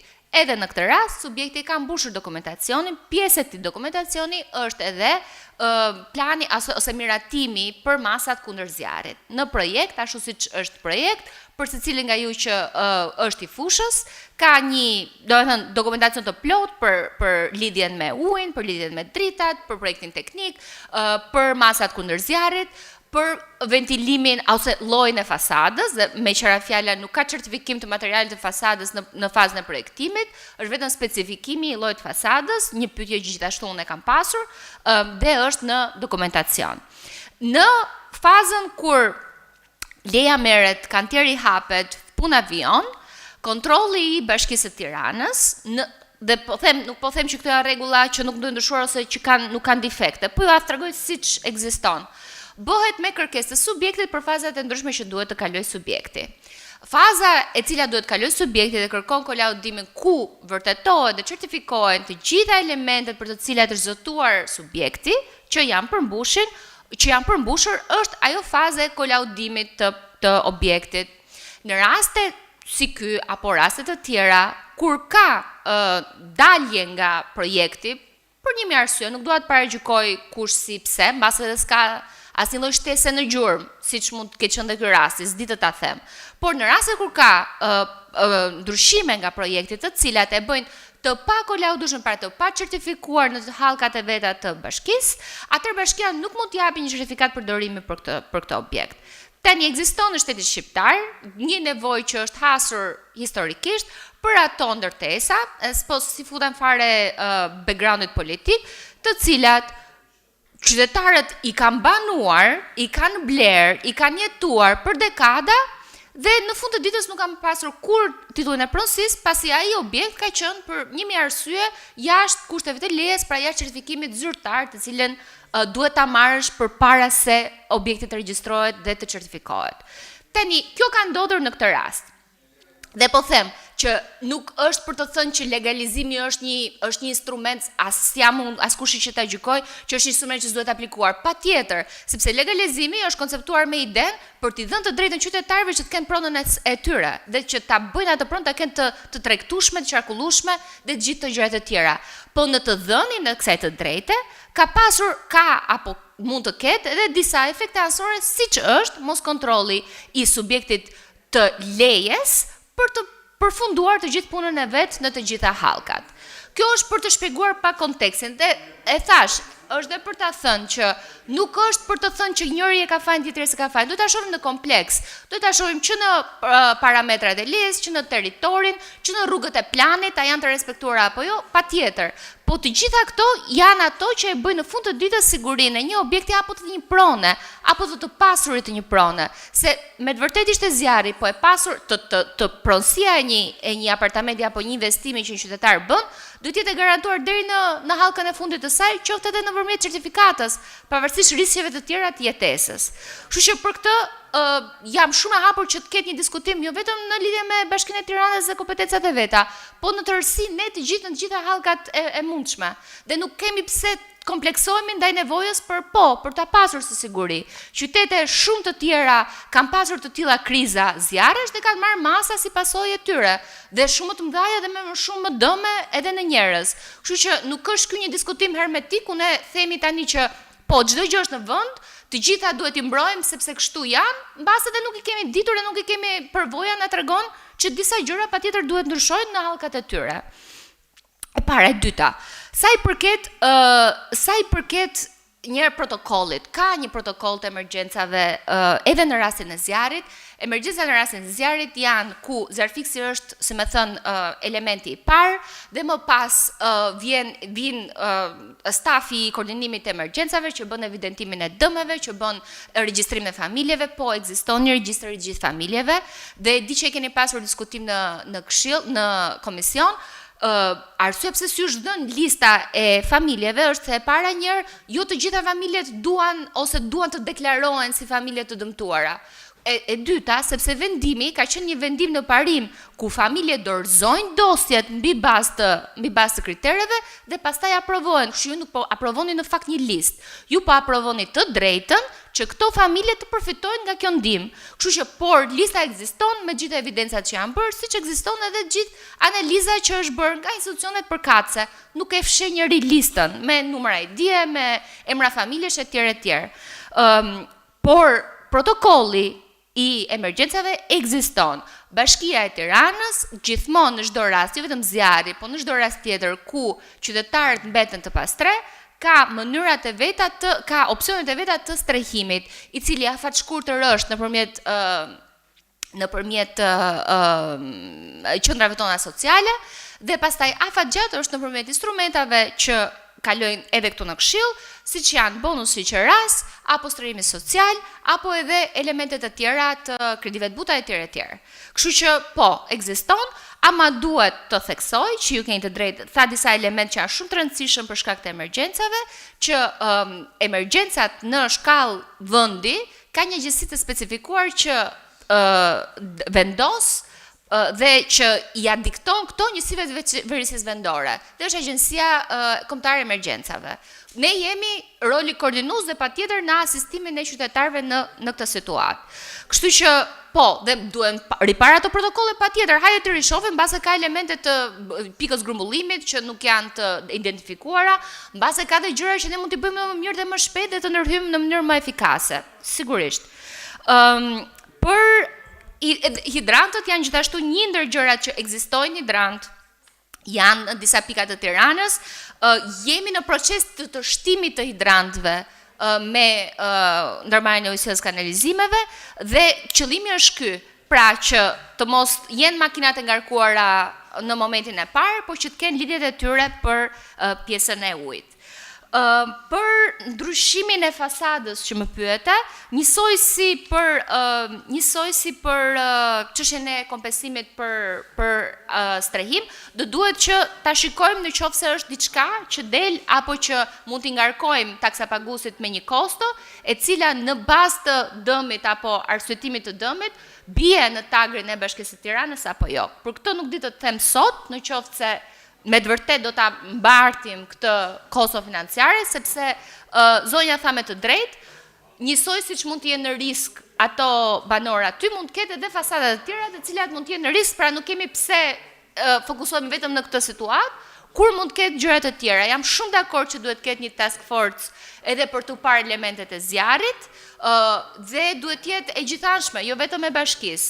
Unë isha përpara se të vija këtu me drejtorin ton të zjarfikseve, i cili po ndante me mua përvojën e tij, po edhe çka kisha kërkuar unë nga ana ime, ku ka inspektime që bëhen në objekte banimi, ku përgjegjësia e sigurimit ndaj zjarrit, që në rastin tonë për shembull për subjekte tregtare ekziston dhe është e certifikuar dhe kontrolluar, pra në rastin e marketit për shembull, marketi ishte i sigurt, kishte marrë masat kundër zjarrit, në rastin e banesave, në momentin që objekti dorëzohet, pra Bashkia ka thënë që është në përputhje të kritereve të zjarrit, me di që objekti dorëzohet dhe merr certifikatën. Pra, nuk është më nën inspektimin e zjarfikseve për të parë se sa i ka plotësuar kushtet. Që do të thotë kjo hallk në këtë rast ka munguar. Dhe mund të ketë e munguar në shumë raste të tjera ku legalizimi është një proces pronësie, nuk është një proces kontrolli për gjithë elementet e ndërtimit e të tjera. Kështu që të paktën për ato objekte që nuk e kanë kaluar kontrollin e Bashkisë Tiranës në këtë aspekt, do duhet që të bëhet një evidentim dhe do duhet që bëhet një rishikim i kushteve jo vetëm të zjarrit, por dhe kushteve të tjera teknike apo problemeve që mund të kenë. Unë nuk di të kemi një marrëdhënie personale apo institucionale apo teknike me kompaninë, kështu që nuk kemi një marrëdhënie kontraktuale ku mund të them se sa shpejt apo si, por kemi një rregull apo kemi një politik me cilën funksionojmë që në rast të falimentimit të kompanive ne kompensojmë 50% të dëmeve strukturore dhe pastaj 100% të pjesës së brendshme të banesës, të pajisjeve e kështu me radhë. Nuk e di nëse kam humbur në një gjë, po, për sa i përket, ju përgjigja gjithave, tani, unë kam gjorë në njëherë që ne të bëjmë një vendim për të ndihmuar qytetarët dhe të quhet diskriminim. E para njërë, shifra që është përllogaritur për qëran, nuk është bonus qëraje, është marrë për referencë bonusi qëras në mënyrë që të përfundoni me një shifër të caktuar. Duhet ta theksoj njëherë, ky nuk është instrument bonusi qëraje, sepse bonusi qëras është komplet i bazuar në legjislacion komplet tjetër. Ky vendim është bazuar në legjislacionin për emergjencat dhe për strehimin në rast emergjencash. Vlera në vetvete, që është në diskrecionin tuaj, do me thënë ju me të drejtë dhe mund ta diskutoni dhe mund ta ngarkoni bashkinë me përgjegjësi tjetër financiare, është relatuar nga ana e administratës në përgjegjësinë maksimale për të qenë në koherent me referencën që ne marrim për zonën Dhe kaq, do me thënë, kjo është baza mbi të cilën kështu nuk ka asnjë lloj diskriminimi pse njëri merr kaq, pse njëri merr aq. Dhe në raste kur ka episode të tjera ku është e nevojshme ndërhyrja apo strehimi i banorëve, trajtojnë absolutisht njësoj. Kështu që unë nuk e di kush quhet diskriminim, nëse do të thënë dikush nuk është dikush më shumë viktim se sa dikush tjetër. Dhe në rastin e tërmetit, gjithashtu me që e përmendët, është trajtuar, nuk mund të quhet diskriminim nëse është trajtuar sipas legjislacionit. Është trajtuar ashtu siç kanë qenë rregullat e kompensimit të atij granti, i cili është vendosur me disa parime të caktuara. Tani, neve si bashki apo Bashkia e Tiranës për shkak të problemit apo për shkak të atyre individëve që mund të kenë ngelur jashtë skemës së miratuar, jemi dhe ju kemi sjell këtu juve përballë dhe jemi akoma duke punuar për mundësi të tjera se si mund të ndihmojmë ta banor, po nuk mund të quajmë diskriminim nëse jemi në zbatim të ligjit, më thënë se këtu jemi gjithë në konfuzion. Dhe nuk e di se si mund diskriminohen banor që në fakt po ndihmohen. Do të thënë vetëm këtu nuk e fuzon diskriminimin, megjithatë ju e dini. Nuk e di, humba diçka? Më thoni pastaj jam këtu. Zonja kryetare, në fakt mendoj që diskutimi sot ishte për rastin konkret. Unë prap besoj, nuk e kam të qartë, çfarë ka ndodhur në rastin e fjalë. Pra kompania Arlis Ndërtim ka marrë leje për të bërë atë pallat. Kështu? Ky pallat është kolauduar apo jo? Jo. Ndërkohë banorët janë futur brenda. Kështu? Fasada e këtij pallati u doq në 2021-shin. Apo jo? Nuk e di këtë nuk e di. Ndërkohë që nuk ishte kolauduar, ka qenë lajm publik. Ka ndodhur një episod, nuk e kam informacion. Ka qenë është lajm publik. Okej. Duhet ta shikojnë nëse është kam përshtypjen në çështje. Nëse është marrë një mas, një minutë. Nëse ka pasur një episod i bie që të ketë qenë mbi kantierin, sepse nuk di të ta them këtë. Besoj që nuk e kanë fikur me gun. Jo, jam dakord. Po ne episode zjarr fiksash kemi çdo ditë. Thjesht nuk i shihni në media. Po në qytetin e Tiranës ka mesatarisht 4 zjarre në ditë, kështu që nuk është ne çudi. Me qetësi. Tani. Po them, domethënë nuk është një zjarr në vit, janë disa. Tani ju lutem, të nderuar këshilltar, të lutem, të kalojmë zonja Xhulali, të kalojmë në fazën e diskutimeve se ju keni diskutim. Po një minutë më. Të kalojmë në fazën e diskutimeve dhe mbani diskutimin tuaj. Pra prit. Si u po diskutoni? O zot Ibrahim Llari, ta mbaroj fjalën. Unë nuk po diskutoj gjëra shumë përgjithësi. Po diskutimi për këtë çështje është, për këtë pretendim. Po diskutoj për një problem real që ne kemi, nga i cili mendoj unë ne duhet dalim me disa konkluzione dhe për të marrë ca masa për rastet e tjera, se fati ka dashur Zoti që pallati u doq ditën, se t'ishte djegur natën ne do kishim tragjedi. E kupton apo jo? Edhe duhet të falenderoni dhe ndërhyrjen e forcave të emergjencës. Po lërë më tani këto. Mendo tani në çfarë paniku janë të gjithë ata banorë që mund ta dinë që i kanë fasadat me këtë lloj materiali.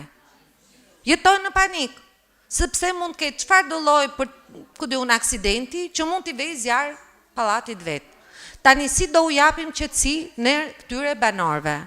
A e keni ju sot në dispozicion një listë sa pallate janë të ndërtuara me këtë lloj materiali ndërtimi? Dispozicion të gjitha pallatet që kanë kaluar kontrollin e Bashkisë së Tiranës dhe kanë qenë konform legjislacionit dhe kontrollit të tyre. Dhe të gjitha kontrollet që neve thirremi dhe duhet i bëjmë sipas legjislacionit. Tani kjo pyetje që po më bëni juve mua është një pyetje që dikush që ka ndërtuar shtëpinë me drasa në fshat dhe shtëpia i digjet, a ka mund përgjegjësi për faktin që ka ndërtuar? Nuk ka një regjistër sot të materialeve të fasadave. Nuk është e kërkuar kjo në asnjë, nuk ekziston. Nuk ka sot një analizë të gjithë objekteve të cilat nuk kalojnë kontrollin e Bashkisë së Tiranës, se s'ka si të ketë. Pra, nëse leja është dhënë dhe çdo gjë ka qenë konform legjislacionit, atëherë dhe kërkohet kolaudimi i asaj leje pra konfirmimi, kjo bëhet dhe për këtë ka përgjegjësi secili që ka miratuar këtë gjë. Në raste të tilla apo në raste të banesave që ndërtohen pa leje, kjo gjë është e pamundur të evidentohet. Ajo që unë po them është që kjo nuk do të thotë që këtu tani hajde të gjithë dhe panikosemi. Këtu ka disa mënyra se si kjo qaset institucionalisht, qaset me një regjistër, po, do me thënë kjo është të hedhësh fallë që do ndodhte. Këtë gjë sigurisht nuk e kam, sepse unë kam instrumentet tona të kontrollit, të cilat janë gjitha në funksion. Duhet i shtojmë instrumentat, patjetër, duhet i shtojmë instrument, le t'i shtojmë brenda kompetencës së bashkisë. Jo pra se po diskuton diçka që është jashtë asaj që është kuadri ynë tani i punës. Dhe unë po të them, patjetër që hajde ta diskutojmë, por këtë pra po bëjmë, po diskutojmë. Dhe përgjegjësi pse dikush ndërton pa leje, dhe të marrësh përgjegjësi pse dikush tjetër përdor një material që nuk ka qenë certifikuar në vendin ku duhet. Po jo pra sepse po e zgjeroni kompetencën, bi diçka që konkretisht sot as ju, as unë nuk e kemi në dorë. Dhe unë po ju them, keni shumë të drejtë, qytetarët kanë shumë të drejtë të jenë të shqetësuar, unë vetë jam e shqetësuar se unë nuk jetoj në Hënë, ju të gjithë, jetoni në Tiranë. Patjetër që gjithë jemi shumë shqetësuar, po tani kjo gjë kështu për të imagjinuar gjitha kompetencat e mundshme që institucioni duhet ketë, më duket komplet jo efektive. Po, ka një hallë që duhet kontrolluar, patjetër. Në rastin e objekteve të cilat legalizohen, për hir të faktit që duhet legalizohen, për hir të faktit që ne s'mund t'i lëm njerëzit pa pronë, hajde ta shtojmë dhe këtë element tjetër, po kjo del jashtë këtij kuadri. Unë di të them që ky institucion për atë kuadër që ka dhe për atë përgjegjësi institucionale që ka një më një edhe për rastin e emergjencës, edhe për rastin e lejes dhe për rastin e kolaudimit. Tani, nëse diskutimi duhet jetë për tek saj, ja ta bëjmë për tek saj dhe ajo që duhet shtohet. Po jo e keni një regjistër, kush e ka sot një regjistër të gjitha objekteve në Tiranë? Se nuk është me qasje pozitive, se nuk i dimoni fare, nuk i dimoni qytetarët me këtë lloj mënyre. Hajde qasemi për një gjë, unë e thashe para. Unë e thashe para dhe më vjen shumë keq që merrni masat për mbarvajtjen e mbledhjes Këshillit Bashkiak. Nëse sekretari komanduar është e paaft për të ruajtur temperamentin e saj, atëherë të dalë të qetësohet ose të vini së vend sekretar tjetër i bashkisë për të vazhduar dhe për të relatuar. Një person që vetëm Zoti Pano, lëre të bëre fjalën. Zoti Pano, lëre të bëre fjalën. Ç'a zgjidhi kjo? Kjo nuk zgjidh asnjë gjë. Zonja Ristani, po kishe qetësi. Xhulali, lutem. Zonja Xhulali. Për ta kuptuar situatën. Zonja Xhulali, jemi në fazën do dilje në përfundimin që për sa kohë ti nuk e ke kompetencën për ta bërë këtë gjë, mund ta thojë me shumë qetësi që nuk e ke këtë kompetencë. Unë e nisa diskutimin shumë sinqerisht dhe më vjen shumë keq që ju abuzoni, po të dëgjoj me shumë vëmendje pozitive për të zgjidhur diçka. Më vjen shumë keq. Jepi pra zgjidhjen se të po pyes. Ju a thash 3 herë deri tani dhe ju a thash që të gjitha këto elemente, sapo ju a thash, të cilat mungojnë në protokollin i cili ndiqet nga ky institucion, patjetër që të gjithë ne duhet jemi të shqetësuar që t'i korrigjojmë. Po, unë ta them këtë dhe të sqaroj gjysmore se çfarë është dhe çfarë nuk është. Ju thoni, keni një listë për këtë, po tani kjo më duket minimalisht cinike dhe e dyta e pa drejt në qytetarëve që këtu presin një zgjidhje dhe nuk presin që ju të bëni fotografi me njerëz, po jo pra, po këtë po themi. Tani hajde ta nivelojmë bisedën dhe ta bëjmë konstruktive në këtë drejtim. Nëse ky është qëllimi, nëse qëllimi juaj është që të dali titulli që Zoti Pano tha kështu dhe Zonja Xhulali tha kështu, atëherë dakord ju leju në hapësirën tuaj dhe ta bëni këtë gjë. Po kjo nuk më duket konstruktive. Konstruktive më duket që le të flasim për element sigurie që mungojnë realisht, qoftë në legjislacion, qoftë në përvojë, qoftë në qasjen tonë me palë të treta apo me qytetarët. Sigurisht, hajde flasim për këtë, po jo tani të flasim për gjëra imagjinare. Kush e ka sot një regjistër? Ma thoni ju, në cilin moment në historinë e Shqipërisë të këtyre 30 e ca viteve ka dikush një regjistër të gjitha objekteve në territorin e Shqipërisë? Nuk ka askush, se po të kishte, apo dhe të gjitha pronave në territorin e Shqipërisë. Nuk ka askush, po eksakt pra, sepse po të kishte, nuk do kishim në probleme për shpronësime në rrugë që duhet bëjnë, dhe të ngelen kantiere gjithmonë në gjysëm, sepse ka objekte që as janë regjistruar, as nuk figurojnë diku. Po ky është problemi gjithë shqiptarëve. Ky është problem, a e ka bashkia listën, se më duket, me thënë thash, më ofendon për qasjen cinike të zgjidhjes problemit. Nëse duan bashkëpunojmë, qofshi ju të opozitës, qofshi këshilltar, qofshi arkitekt, apo njerëz që punojnë në institucione të tjera të detyrimit të rregullave, hajde dhe i shohim. Po tani, kështu qiqra në diell, unë nuk e di, domethënë. Ju lutem, mendoj që kemi kaluar në fazën, ju lutem, përgjigjet ishin shtëruese të zonjës Listani, kemi kaluar në fazën. Se nuk e kuptum çfarë do marrim neve si masa Bashkia Tiranë për të marrë vesh sa pallate mund përbën rrezikzjarë. Zonja Xhulali. Po tash, ndërkohë që ne jemi këtu, kam banor këtë pyetje. Një sekond më. Këtë pyetje nuk e kam nga xhepi. Një sekond. Këtë pyetje nuk e nxora nga xhepi. Ma dërgon dikush që është duke na ndjekur dhe thot, ndër të tjera pallati ku personi banon, ka po këtë fasad dhe thot çfarë do të ndodhi me pallatin ton sepse neve na ka kapur stresi. Un po bëj një pyetje që ka çuar një qytetar.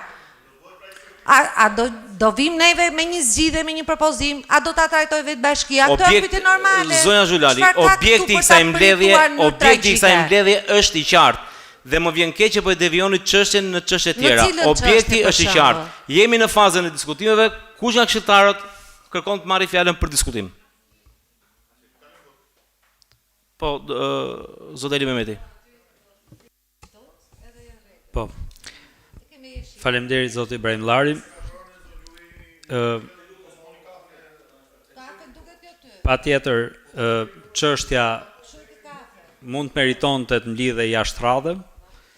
Ndoshta edhe për shpejtësi disa nga materialet nuk kanë qenë plota, nuk kanë qenë të qarta. Ajo që neve duhet kuptojmë këtu është që bashkia nuk ka detyrë vetëm të vejë një ardhë në momenti që ndodh diçka, patjetër to do ndujnë mu, ju e dini që ne kemi shpreh vullnetin ton pozitiv të drejtim, por neve duam dalim para. Pra, sa të tjerë kam, mund duket që është rëndësishme si pyetje për Këshillin Bashkiak. Është rëndësishme të dim a ka dhe sa janë.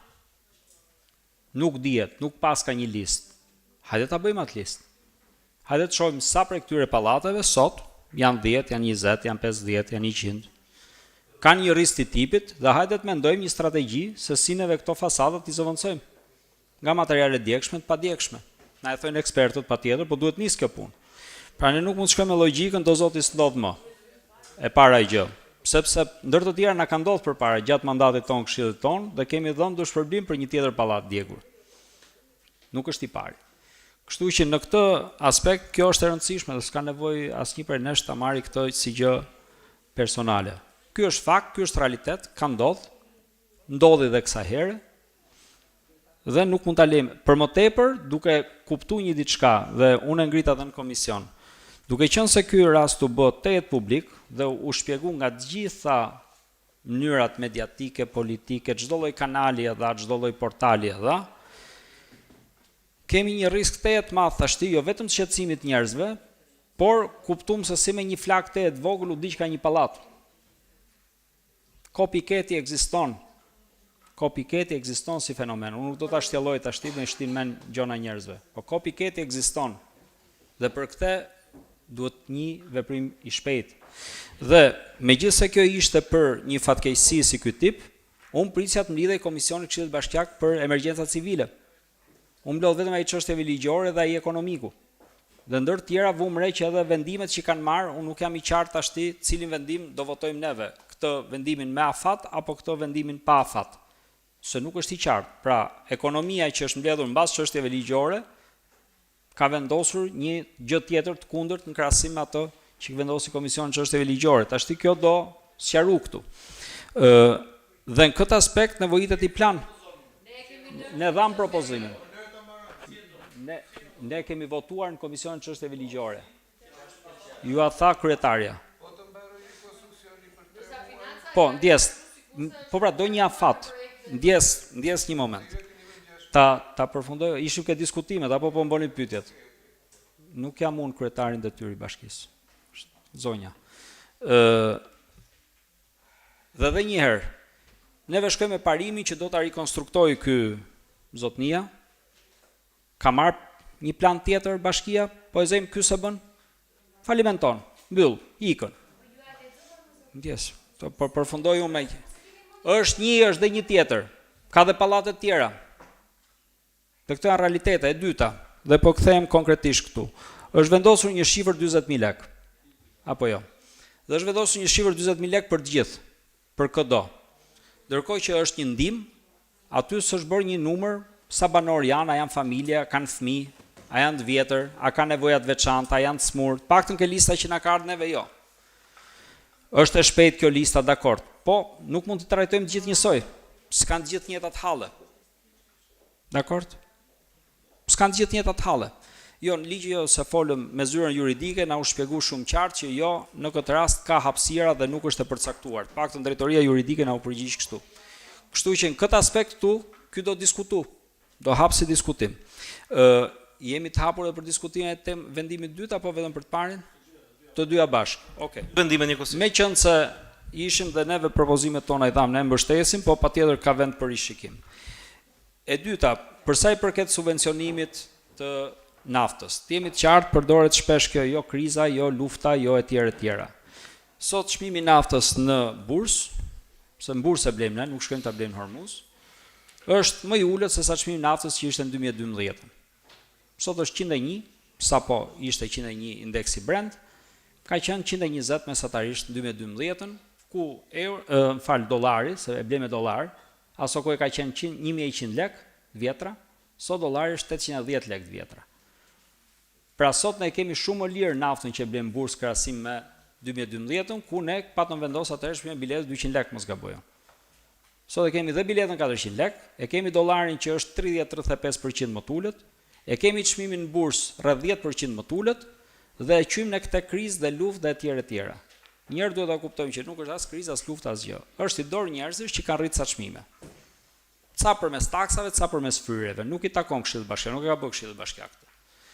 Tani qeveria kërkon për shkak të një greve, drejta grevës është e privatit, por privati ka riskje siç ka dhe benefite. Dhe në transportin publik risku është pjesë. Nafta është pjesë e riskut, pjesë e qëndësishme. Në një marrëveshje mes tyre ata kanë gjetur këtë gjetjen e 50 litrave për naftë subvencionim, dakord. Kjo i takon qeverisë t'ia uli, ajo i merr taksat, ajo merr taksën e akcizës, taksën e qarkullimit, ajo merr TVSH-n. Këshilli Bashkiak nuk merr asgjë nga këto. Në relacionin që na ka ardhur, na del që ne duhet t'i japim rreth 1.600.000 euro, paktën kështu na u dha nga drejtoria financës, rreth 1.600.000 euro shtetit që do subvencionoj këtë palë të tretë. Atëherë propozimi që ne bëm ishte dhe gjeti vend ndërmjet gjithë këshilltarëve të forcave që duke qenë se bashkia po jep 1.6 milion euro tjera, duhet marrë edhe diçka mbrapsht. Duhet marrë diçka mbrapsht sepse shifni se çfarë ndodh. Sot çmimi është 200 lek. Me 50 lek ulje shkon 1.500 lek apo 150 lek. Nuk ishte krizë ky sektor ke 175 lekësh. Atëherë ne po e zbresim. Neve këto po e favorizojmë. Po i japim më shumë se duhet me i dhonë, sepse ishin da kontratën me bashkinë, ato e kanë bërë me një vlerë 175 lek, kur ishte 175 lek nafta, ne ja kena çu 150. Bashkia ka drejtën të kërkojë diçka më shumë. U propozu ndoshta një mbështetje për nxënësit moshën shkollore, që tu thojnë falas në propozim ishte, mund të jetë edhe një formati tjetër, do bëj kalkulimin zyra financiare patjetër, po duhet marrë diçka mbrapsht bashkia. Se nuk mund të jetë ky koncepti që qeveria vendos t'i ul diçka shoqërive transportit dhe këtë e paguan bashkia nga xhepi jon. Për çfarë arsye? Parat, taksat i merr qeveria. Nga ato taksa nuk na vijnë neve. Pra, duhet bëjmë një costo benefit. Fund fare ditës, kur vumre që totali që i paguhet nga gjithë kjo është 2,5 milionë gjithsej, nga këto 1.600.000 i paguan Bashkia e Tiranës, aksioneri kryesor ke kjo veprim është Bashkia e Tiranës. As shteti dhe as bashkitë e tjera. Ky duket është 1.6 ndër 2.5, qartësisht është mbi 50%. Neve këtu duhet mendojmë edhe për të kërkuar diçka mbrapsht. Për këto para që po paguajmë, është vendosur që të paguajmë, pëlqim po kërkohet, okay, por duhet kërkojmë diçka, nuk mund të jetë parimi që ai fal nga buxheti i bashkisë sepse do vet. Nuk funksionon kështu.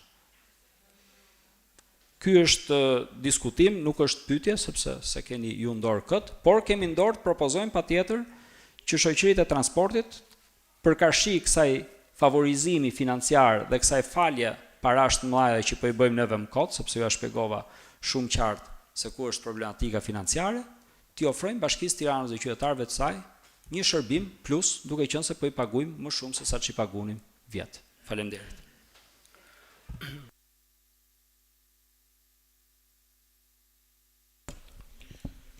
Në Në fakt, sot kuptova unë që pallati ku blinin me mbi 2.000 euro metri katror nuk kishte kolauduar dhe s'kishte asnjë lloj kontrolli nga bashkia. Dhe banorët lejoheshin që të rrinin brenda në banesat e tyre dhe të vazhdonin ndërtonin familjet e tyre aty. Tani unë nuk e di se sa banesa të tilla kemi ne nga 2015 deri në 2026. Pallatet të cilat mund të janë ndërtuar, mund të janë edhe kullat, të cilat nuk kanë asnjë lloj kolaudimi, asnjë lloj kontrolli nga bashkia, por kalojnë pastaj me legalizim.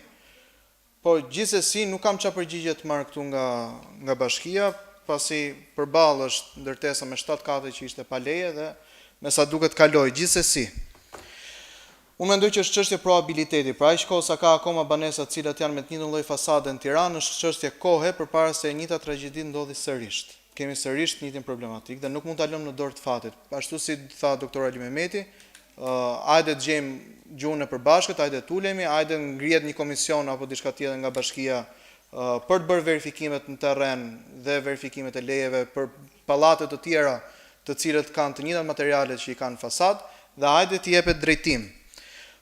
Kam marrë informacion, kam marrë dieni nga disa banorë që janë në atë kompleks në zonën e farmacisë 10, të cilët kanë bërë një peticion dhe në peticion gjithashtu është vënë në dieni Bashkia e Tiranës. Dhe peticioni është nënshkruar jo vetëm nga personat të cilët janë shdjegur banesa, po dhe personat të cilët janë në pallatet e tjera ngjitur me pallatin e djegur. Dhe kërkohet, sepse ata ndihen në risk real për jetën e tyre, ne e pam që për punë 5 minutash u ngjit zjarri nga kati 0 deri në kati 10, dhe mund ndodhi sërish në çdo moment që një shkëndijë e vogël mund t'i japi komplet zjarr ndërtesës. Kështu që propozojmë marrjen e masave urgjente për ndryshimin e komplet fasadës në pallatin dhe në kompleksin Arlis Farmacia 10, pasi në çdo moment ka risk real për jetën. Propozoj zëvendësimin e menjëhershëm të çdo materiali të rrezikshëm me materiale të certifikuara dhe rezistente ndaj zjarrit sipas standardeve europiane në të gjitha pallatet që do të verifikohen që kanë të njëjtin material në fasada. Dhe propozoj gjithashtu pezullimin total të taksave mbi pronën dhe çdo lloj takse tjetër që merret nga Bashkia e Tiranës për të gjitha familjet të cilat janë prekur nga zjarri në banesat e tyre në këtë pallat. Besoj se mund gjehet në mbledhjen mundësia në mbledhjen e ardhshme të Këshillit Bashkiak për të gjetur modalitetet e duhura për të pezulluar taksat të cilat do të merren në këtë periudhë kohore derisa atyre të rindërtohet sërish shtëpia.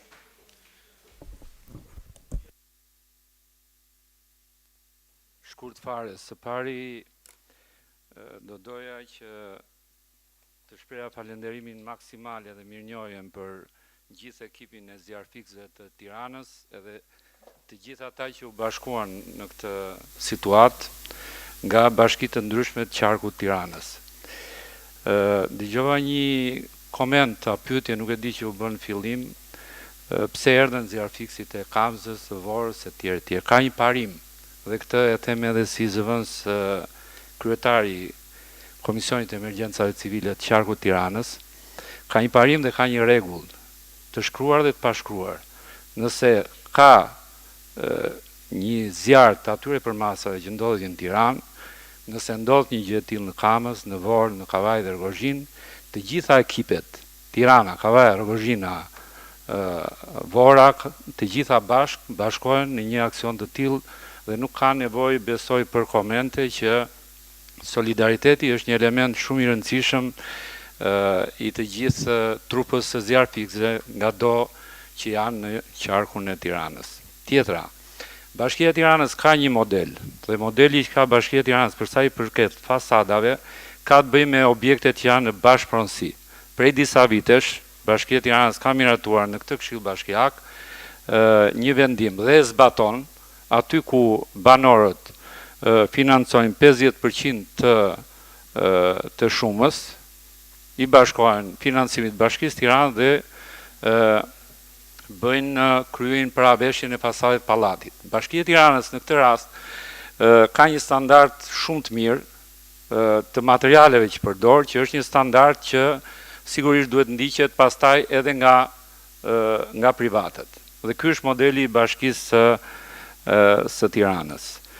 Për sa i përket pastaj, ky është një vendim i parë që po merret në lidhje në dijenin time që po merret në lidhje me këtë situatë, sepse do pasohet dhe me vendime të tjera, siç janë dhe vlerësimi objekteve që kanë banorët, që u janë dëmtuar banorëve brenda banesave të tyre, që do të kërkojnë një procedurë dhe ajo shumë të shpejtë, Dhe sigurisht shembulli që ka sjellë Bashkia e Tiranës, si në rastin e 2 tërmeteve në Tiranë, apo në rastet tjera të emergjencave, edhe për situatën që thatë zona Zhulali të objektit që është djegur, që në fakt është në njësi tjetër, është njësi numër 7 ka ndodhur ai objekt që është djegur. Pra, edhe në rastet tilla, besoj që vendimarrja duhet shumë më shpejt e organizuar që banorëve të kryen sa më shpejt të gjitha procedurat edhe ta kalojnë sa më shpejt këtë situatë të rëndë që ndodhin në kryeqytet. Faleminderit.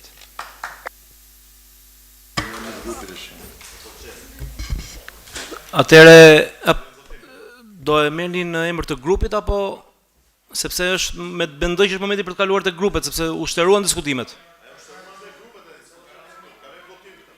Atëre po dalim në emër të grupeve. Fjala për ju. Faleminderit. Shkurtimisht sepse prapë u izauruan ato disa momente. Për sa i përket duke marrë shkas edhe nga çfarë u tha nga zotëria parafolës, zotëria Dalilit, në faktikisht në dijenin time të paktën çfarë kam parë dhe çfarë kam lexuar këto kohë nga momenti i zjarrit, ekziston faktikisht një VKM për sa i përket elementeve të energjisë, pallateve, veshjeve për t'i ruajtur. Por duke mos përcaktuar koeficientët, unë nuk e di dokumentin që ka miratuar tash e dëgjoj.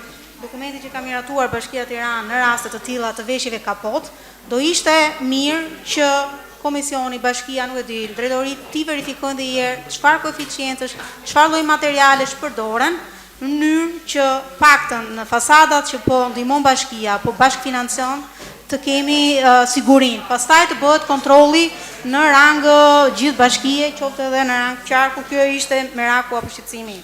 Një tjetër diskutim që kishte të bënte prapë me pikën 2 dhe unë e mbështes propozimin, por dhe diskutimin që bëri zoti Ali Mehmeti ka të bëjë ndoshta në aspektin e kërkimit. Dhe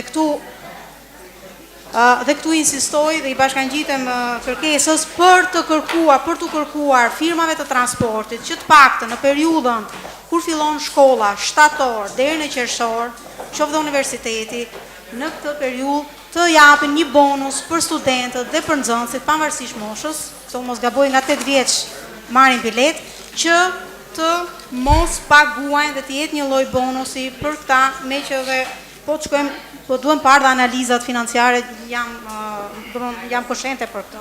Këto janë 2 propozimet, jam dakord, por gjej rastin që ndoshta 400.000 lekë unë nuk e kam të qartë.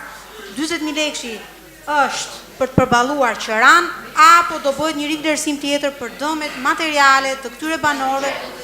E pra, atë po them. 40 është vetëm për qëran. Në rregull. Do ketë tjetër pastaj. Okej, parimisht dakord. Po.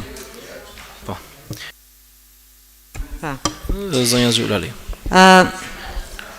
Tani, mendoj që si konkluzionet paktën në emër të grupit tonë, ne kërkojmë një ndërmarrje në një operacioni urgjent nga Bashkia e Tiranës për të pasur një regjistër të gjitha ndërtesave që kanë në përbërje këtë lloj materialit të rrezikshëm në fasadat e tyre. 1. E dyta, marrjen e masave urgjente për ndryshimin e këtyre fasadave dhe eliminimin e këtij koeficienti të rrezikut nga zjarri 2. Tjetra, të vendoset si domosdoshmëri për ndërtimet e ardhshme, sepse këtu ndërtimi vazhdon, për ndërtesat e ardhshme që asnjë godinë e ardhshme të mos ketë në përbërjen e vet këto lloj materialesh të rrezikshme. Dhe katërta, për kompanitë që i shkelin këto rregulla, duhet vendosen sanksione maksimale të rrepta për të përballuar dhe çdo lloj shpenzimi tjetër dhe për të mos u lejuar për ndërtuar në të ardhmen. Faleminderit.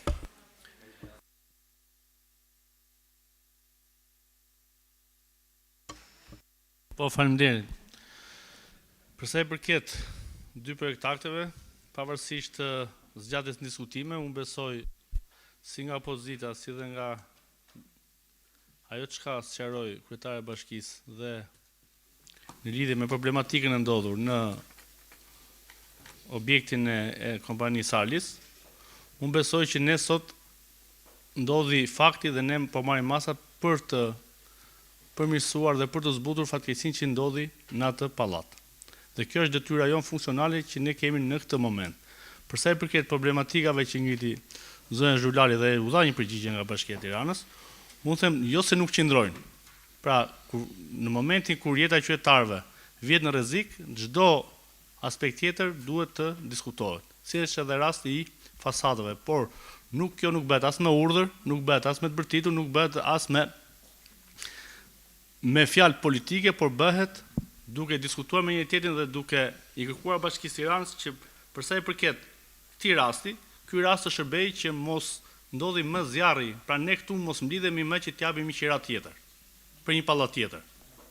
Dhe se si do bëhet kjo, këtu procedurat janë, ligji është, Bashkia edhe administrata saj funksionale mundet që SPAK-u të verifikoj këto objekte, pastaj ekspertët, nuk e vendosim ne këtu që hiqe gjithë fasada ose hiqe gjithë në fasadës.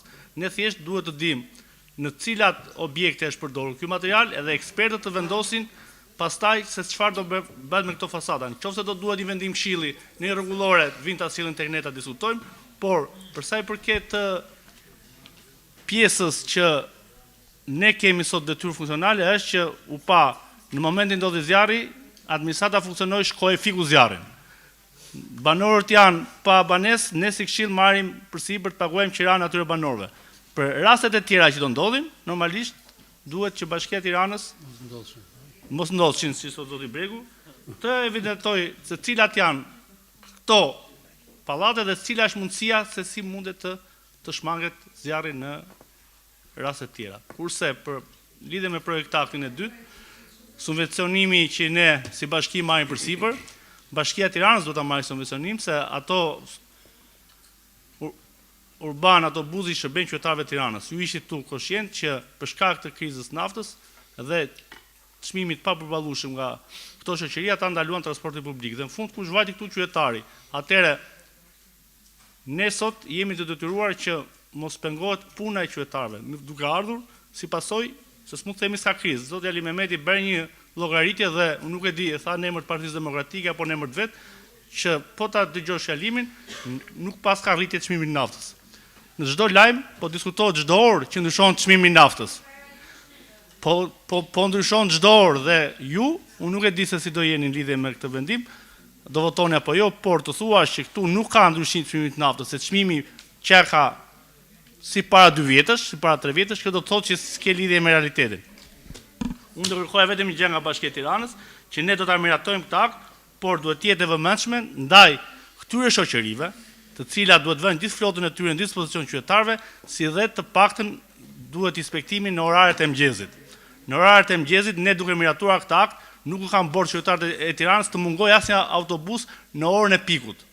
Dhe këtë e ka në dorë Bashkia e Tiranës që të kontrollojë mbas miratimit të këtij akti, du thotë po doni karburant, ja ku e keni, por çdo mjet duhet vjet, çdo kompani që ka flotën e vet duhet ta vënë në dispozicion të qytetarëve dhe të kontrollohet nga Bashkia e Tiranës. Dhe në mbledhjen e ardhur të Këshillit vetë na thuhet se dihet që pjesa e autobusëve është çik problematike, sidomos oraret e pikut. Meqense ne po e japim këtë ndihmë, ata atë do të bashkëpunojnë me qytetarët dhe me bashkinë që të vënë flotën e tyre në dispozicion. Faleminderit dhe miratojmë aktet. Po, nderuar. Jo, vetëm për një përgjigje të shkurtër për autobusët, për transportin publik. Në qoftë se jeni dakord, mund ta përfshin në orën e ditës për radhën tjetër. Unë personalisht kam negociuar me operatorët dhe me përfaqësuesit e qeverisë për ta zgjidhur krizën dhe për të qenë proaktiv në afat gjatë. Pra, zoti Ali Mehmeti përmendi një llogaritje, por në fakt për vendimi parashikon që do të ketë kompensim për aq sa ndryshim do të ketë çmim. Pra, nuk është ajo shifra, është shifra maksimale me bazë të volumeve dhe të ndryshimit të çmimit. Nuk është shifër nominale.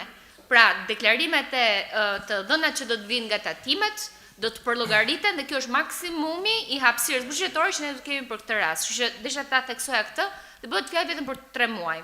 Kjo nuk do të thotë që situata për transportin publik nuk është diçka që duhet diskutuar me po aq emergjencë sa edhe çështjet e tjera që u ngritën këtu sot. Dhe unë jam shumë e gatshme t'ju shpjegoj se ka disa elementë që në fakt ne shumë herë nuk i dim dhe nuk i llogarisim. Duhet kuptojmë që Bashkia e Tiranës në marrëdhënien sot me operator privat është duke funksionuar në një treg të lirë, si blerës me shumicë. Dhe kjo ndryshon shumë nga modeli i të qenit përgjegjës për transportin publik me burimet apo me administratën e vet. Dhe për këtë thash mos ju marr kohë sot, por është diçka që do ta diskutojmë me të gjitha palët, edhe që dhe ju t'jeni qartë dhe ne t'jemi të qartë ndaj operatorëve, po në radhë të parë për të siguruar që shërbimi ofrohet i qëndrueshëm dhe bizneset punojnë në mënyrë të qëndrueshme. Jo në situata emergjence ndërhym dhe pastaj duhet që situata të jetë e tillë emergjencës sa të rrezikohet shërbimi. Kështu që jam shumë dakord me juve, po do duhet një diskutim edhe më i gjatë, edhe më i gjerë në lidhje me këtë, dhe mendoj që do të jemi në gjendje ta bëjmë pasi pas paketës antikrizë do të jemi duke ulur, pra ne analizën tonë për Bashkinë Tiranës që kemi bërë për normën e çmimit deri ku bën përfitim për operatorët. Kemi vënë GPS-at tek autobusët që nuk ka asnjë shans se si operatorët të lëvizin në volum apo në frekuencë, sigurisht dhe nuk ka asnjë shans se si të lëvizin edhe në çmim. Këto rregulla nuk janë të njëjta për gjithë operatorët që funksionojnë në Shqipëri. Këto janë vetëm për në Tiranë. Pra në Tiranë ata nuk lëvizin dot as nga flota, as nga çmimi, ama ndryshimi i çmimit apo i kostove të tyre është i lëvizshëm sepse funksionon mbi bazë të tregut. Dhe këto rregulla të tregut nuk janë gjithmonë të favorshme pastaj për qytetarët kur vjen puna tek shërbimi apo tek kërcënimi që kemi apo varësia që kemi ndaj këtyre operatorëve që kanë në dorë gjithë transportin publik. Kështu që megjithatë thash është mirë që ta përfshijmë si temë dhe ta diskutojmë herën tjetër. Tani aktin e qeras do ta votojmë propozimin që ka Bashkia pa afat. Ky është propozimi i administratës. Pra vetëm për afatin ndërkohë i mbetet propozimi i bashkisë për sa i përket afatit dhe ndërkohë i mbetet propozimi që u bën në komisionin e ligjor për sa i përket pronës së dytë. Po, patjetër, ajo. Atëherë kalojmë në votim. Projekt vendim për dhënien e ndihmës së menjëhershme në funksion të sigurimit të strehimit përkohshëm për individ, familjet, pasuritë e të cilave janë dëmtuar si pasojë e rënjes së zjarrit të datës 14/4/2026 në godinën Arlis Ndërtim në rrugën e Dibrës. Kush është pro? Kundër? Abstenim? Miratohet. Projekt vendimi numër 2 për dhënien e pëlqimit sipas kërkesës së Ministrisë së Infrastrukturës dhe Energjisë për projekt vendimin e Këshillit të Ministrave për përcaktimin e procedurave të dokumentacionit dhe të masës së kompensimit për shoqëritë e linjave të transportit qytetës, rreth qytetëse dhe ndërqytetëse, pjesë e paketës antikrizë. Kush është pro? Kundër? Abstenim? Miratohet. Shumë faleminderit, shihemi në mbledhjen e radhës. Mbledhja e kaluar të mbyllur.